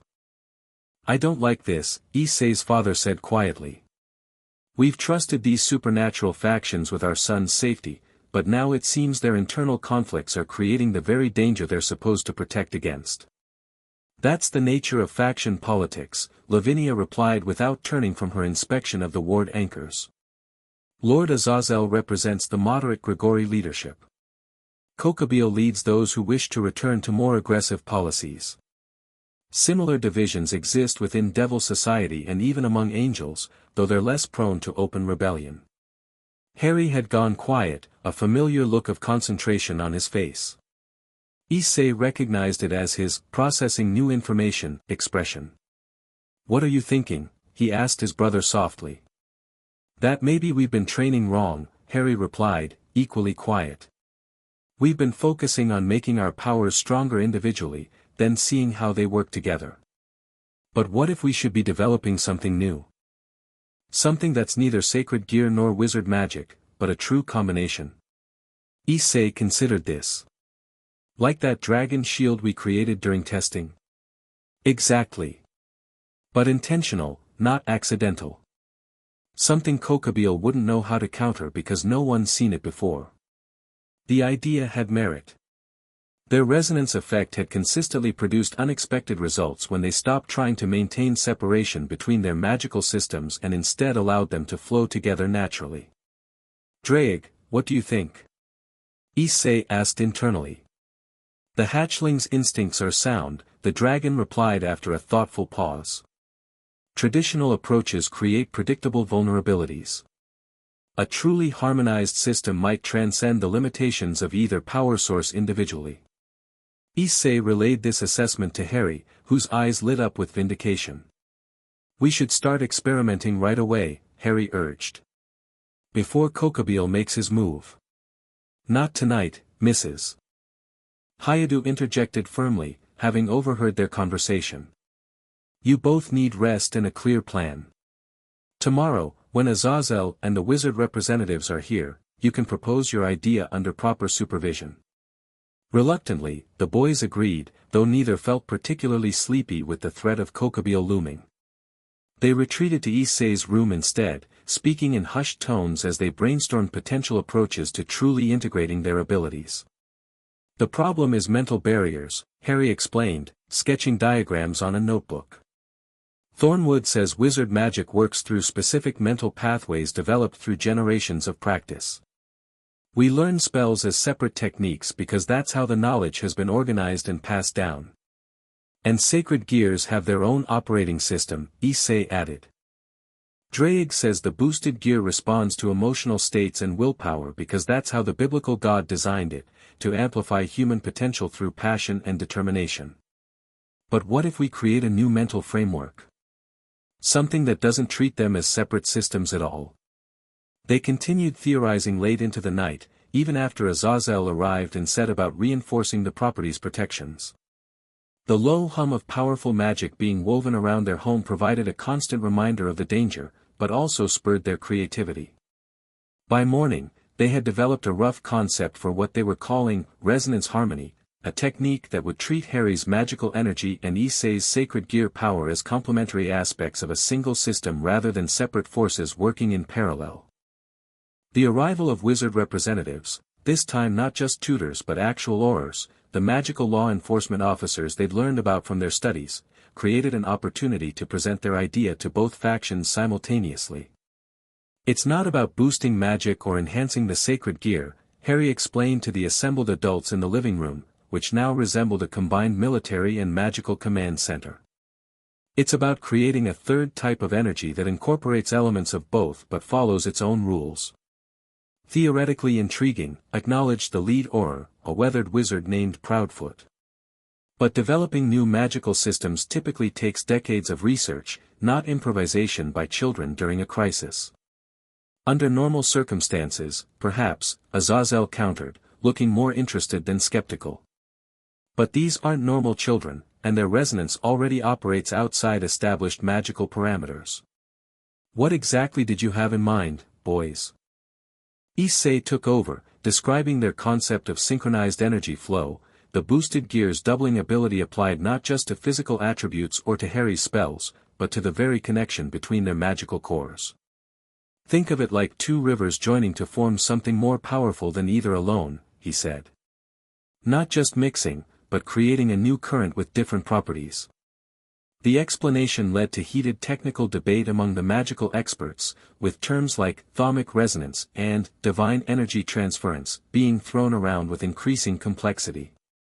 Through it all, Harry and Issei maintained their position that theoretical objections mattered less than practical experimentation. We already know it works in moments of crisis, Harry pointed out. When Rainier attacked, when the fallen angels chased us in the forest, our powers combined instinctively under threat. We're just proposing to develop that instinctive response into a controlled technique. Ultimately, Azazel's scientific curiosity won out over the wizard's traditional caution. A controlled test was arranged in the backyard, with multiple protective barriers established to contain any unexpected effects. Remember, Azazel cautioned as the boys took position in the center of the makeshift testing area, the goal is controlled integration, not maximum power. Start small, establish the connection, then gradually increase the flow. Harry and Issei stood facing each other, close enough for their extended hands to meet between them. Harry held his focus crystal in his right hand while Issei summoned the boosted gear on his left arm. Ready? Issei asked, meeting Harry's determined gaze. Ready, Harry confirmed. Rather than activating their powers separately as they usually did, they closed their eyes and focused on the point where their hands met, Issei's gauntlet palm against Harry's crystal-holding hand. Focus on the connection, partner, Drake guided. Not your power or his, but the space between. Harry, following similar guidance from his own magical instincts, visualized not a spell or specific effect but a pathway, a channel connecting his magical core to the boosted gear's energy source. For several moments, nothing seemed to happen. Then, gradually, observers noticed an unusual phenomenon. The red scales of the boosted gear began to extend beyond Issei's arm, spreading across the point of contact between the boy's hands and appearing faintly on Harry's skin. Simultaneously, the golden glow that typically surrounded Harry's crystal during spellcasting appeared, but with red highlights that pulsed in rhythm with the emerald jewel on Issei's gauntlet.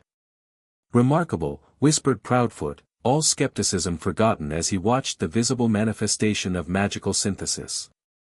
Boost, announced the boosted gear, but the sound seemed different, echoing as if coming from both boys simultaneously rather than just Issei's gauntlet.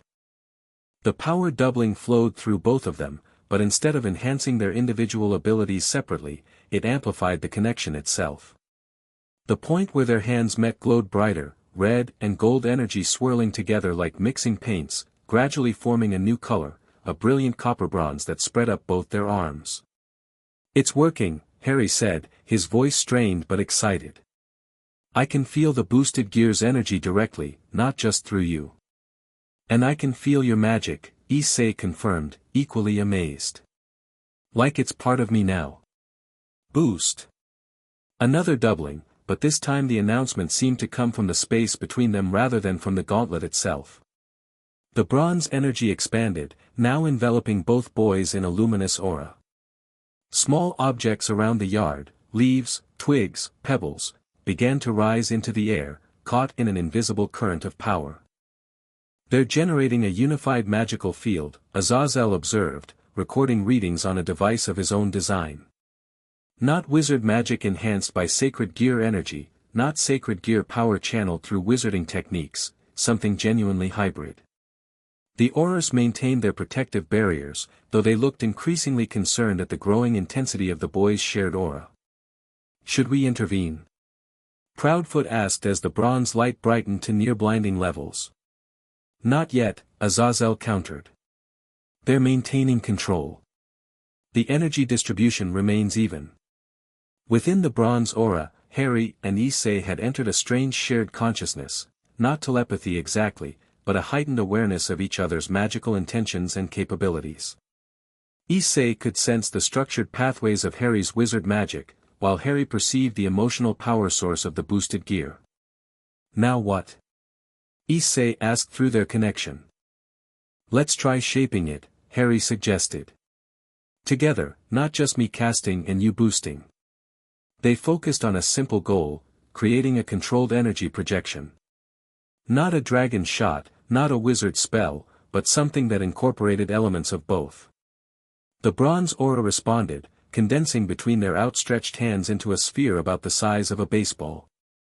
Unlike Issei's red dragon shot or Harry's golden magical orbs, this construct pulsed with internal complexity, scales and runes interweaving on its surface, draconic and wizarding symbolism merged into a new pattern. "Target the practice dummy," Azazel called, pointing to a reinforced mannequin at the far end of the yard. The boys directed their shared creation toward the target, releasing it with synchronized intent rather than a spoken command. The bronze sphere moved differently than either of their usual attacks, not in a straight line but in a spiral pattern, gathering speed and leaving a trail of copper-colored afterimages. When it struck the dummy, the result wasn't a typical explosion. Instead, the sphere seemed to phase into the target, momentarily illuminating it from within before the dummy simply disappeared. Not destroyed or disintegrated, but apparently shifted out of the current dimension entirely, leaving only a perfectly circular depression in the ground where it had stood. Stunned silence fell over the observers. Even Azazel appeared momentarily speechless, his recording device beeping frantically with readings he'd never encountered before. The bronze aura around the boys gradually faded as they lowered their hands, both looking exhausted but triumphant. "That," Proudfoot finally said, "was not a minor test."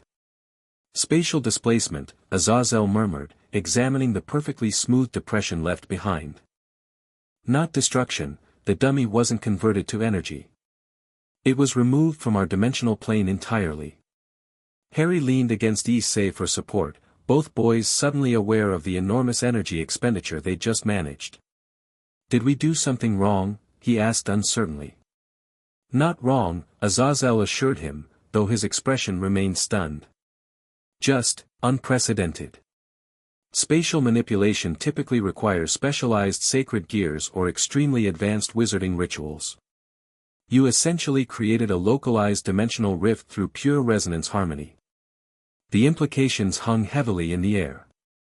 If their first experimental attempt at true magical integration could produce effects that bypassed normal magical limitations, what might they accomplish with practice and refinement?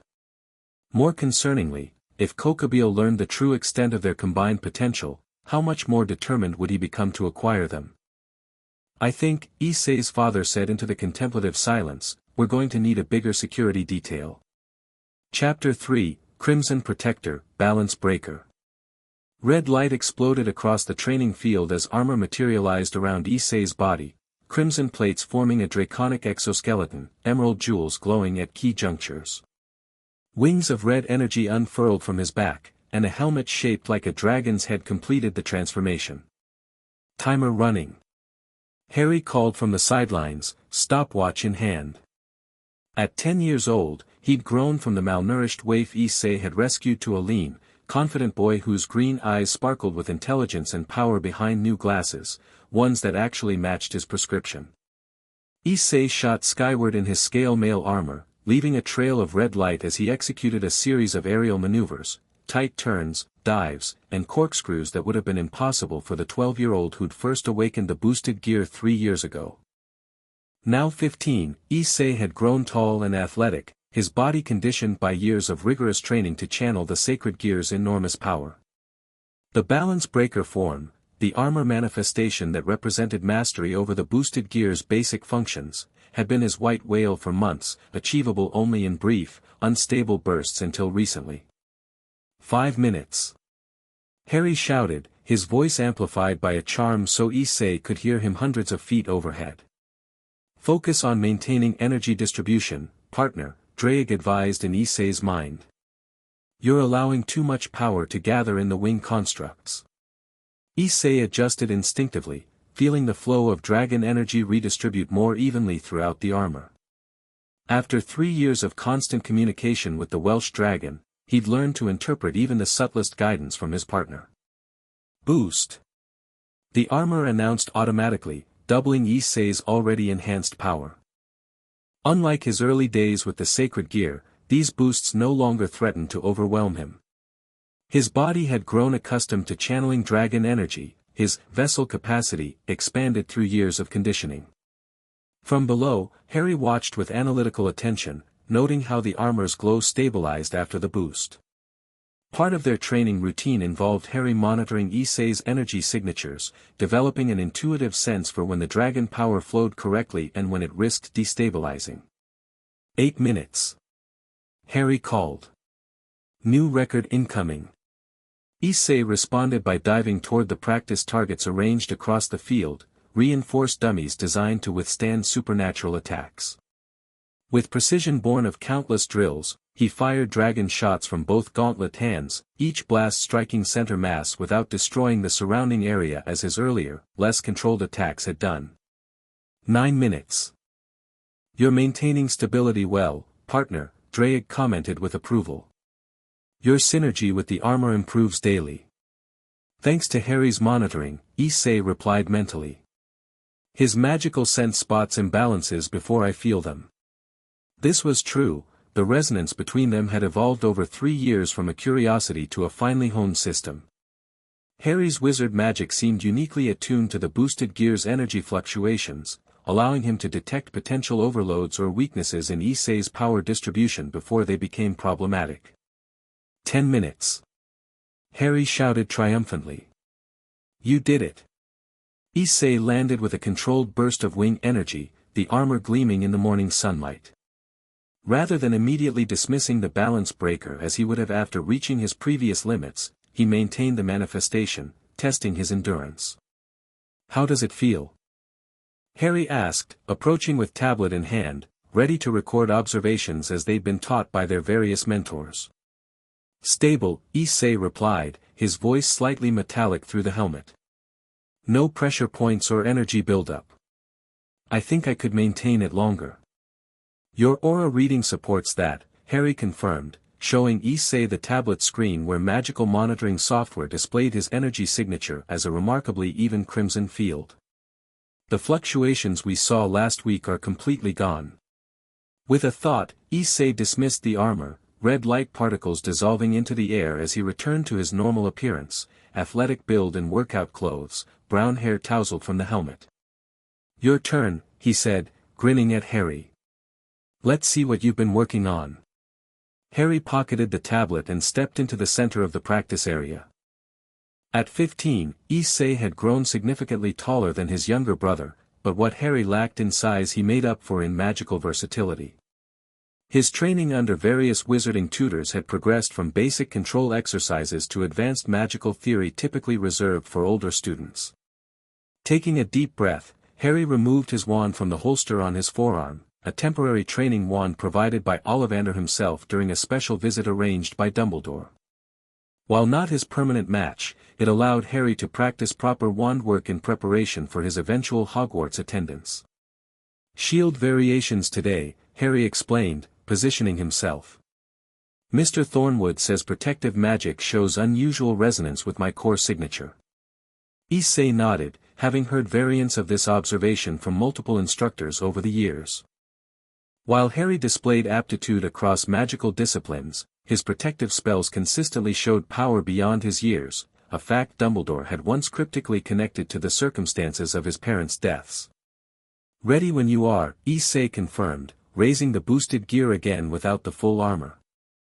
Harry slashed his wand in a complex pattern, incanting, Protego Maxima.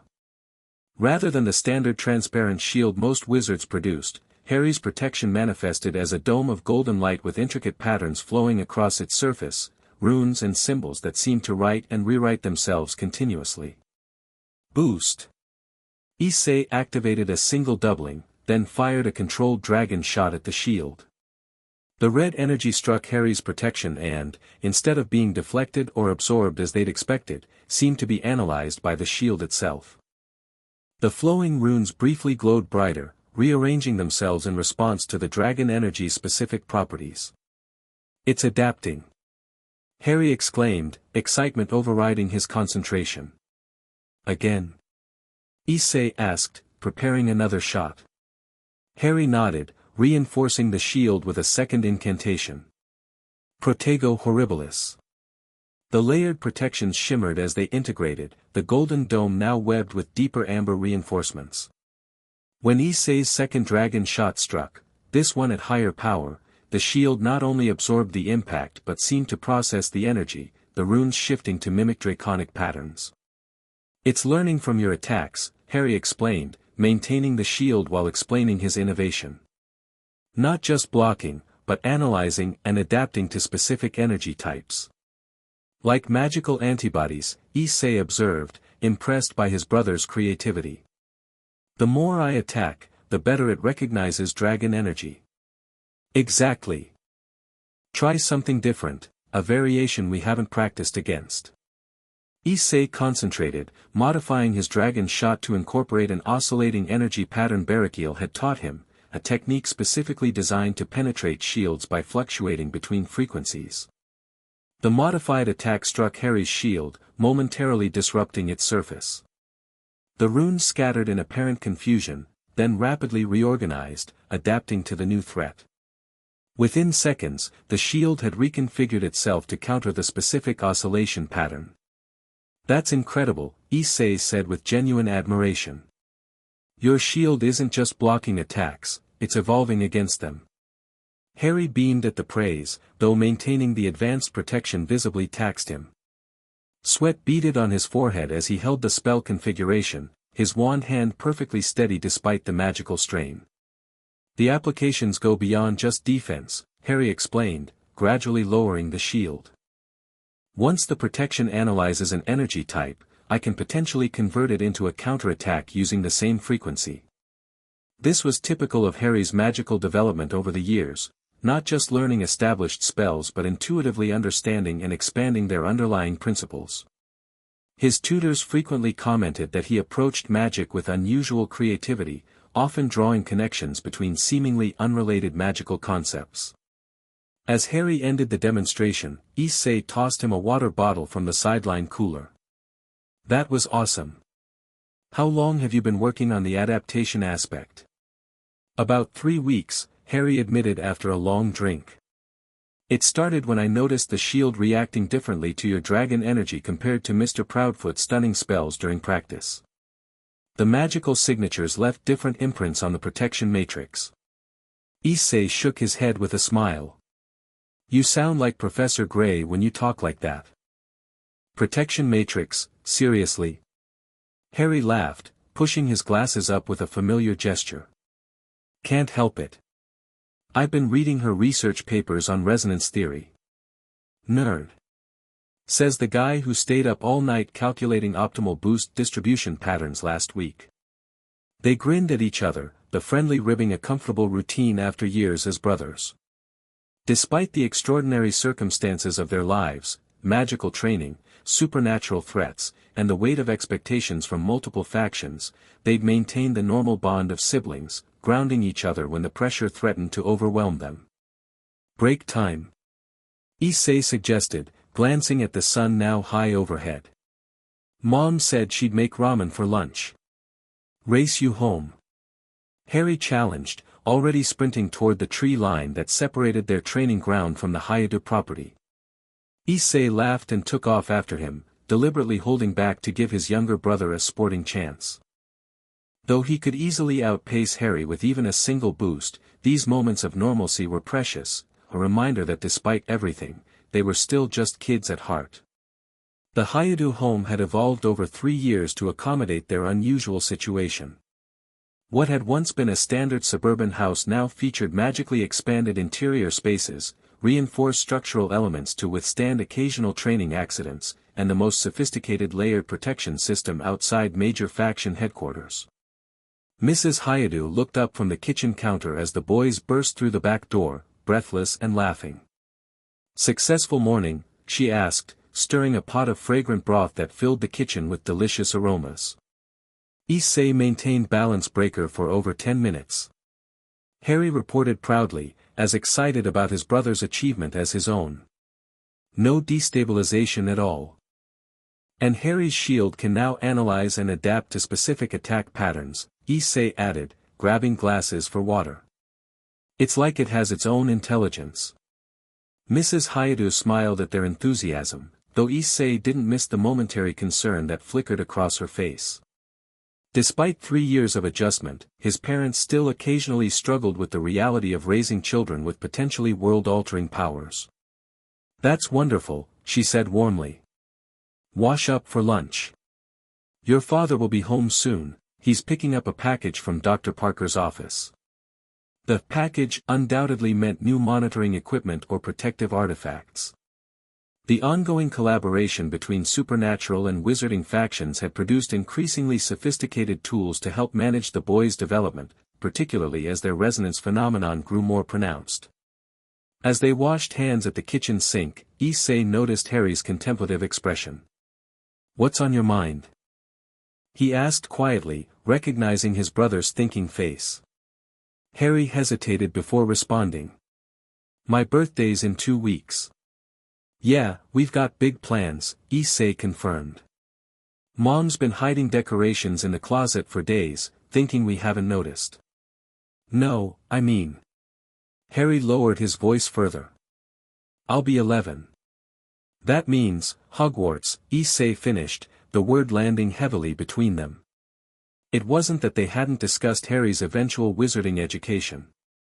For 3 years, it had been a background constant in their lives, the knowledge that Harry would someday attend his parents' magical school. But the reality of that moment now loomed imminent rather than theoretical. "I've been thinking about it a lot," Harry admitted. "What it means for us. For our training." Before Issei could respond, the front door opened, and Mr. Hayadu entered carrying a large package wrapped in shimmering material that seemed to shift colors as it moved, clearly magical in nature. "Special delivery," he announced, setting it carefully on the dining table. "Dr. Parker says it needs to be opened with both of you present." Lunch was temporarily forgotten as curiosity drew everyone to the mysterious package. As Harry and Issei approached, the wrapping material responded to their presence, the color shifts accelerating until it abruptly dissolved, revealing an ornate wooden box with dual locking mechanisms. "Synchronized security," Mr. Hayadu explained. "It requires both magical signatures to open." Harry and Issei exchanged glances, then simultaneously placed their hands on the indicated panels, Harry's left, Issei's right. The locks clicked in perfect harmony, and the lid lifted smoothly. Inside lay 2 matching pendants on silver chains, each containing what appeared to be a crystal divided precisely down the middle, one half red, one half emerald green. Communication devices, Issei guessed, recognizing similarities to the gem Azazel had given him years ago. Harry lifted one carefully, examining the craftsmanship. "More than that, I think.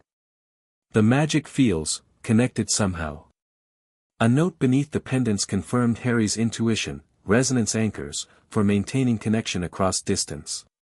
A joint project of Grigori and Ministry research divisions, specifically calibrated to your unique energy signatures. To be worn at all times following separation. The word separation hung in the air, giving physical form to the conversation the boys had been about to have. "They're preparing for Harry to leave," Mrs. Hayadu observed, her voice carefully neutral despite the emotion Issei knew she must be feeling. 3 years of raising Harry as her second son had created bonds that transcended his status as a foster child. "It's just preparation," Mr. Hayadu said reassuringly. "Hogwarts is still weeks away, and no final decisions have been made. But the pendant's arrival marked a turning point, an acknowledgement from their various mentors and protectors that the path ahead likely involved separation, however carefully managed. After years of emphasizing the importance of their proximity for power development and security, the factions were now planning for distance. Harry closed his hand around the pendant, his expression unreadable.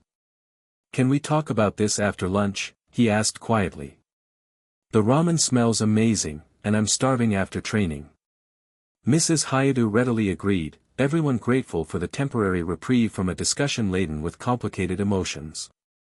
As they settled around the table and served steaming bowls of ramen, conversation shifted to lighter topics: school projects, an upcoming movie release, Mr. Hayadu's latest attempt at growing bonsai trees in the backyard garden.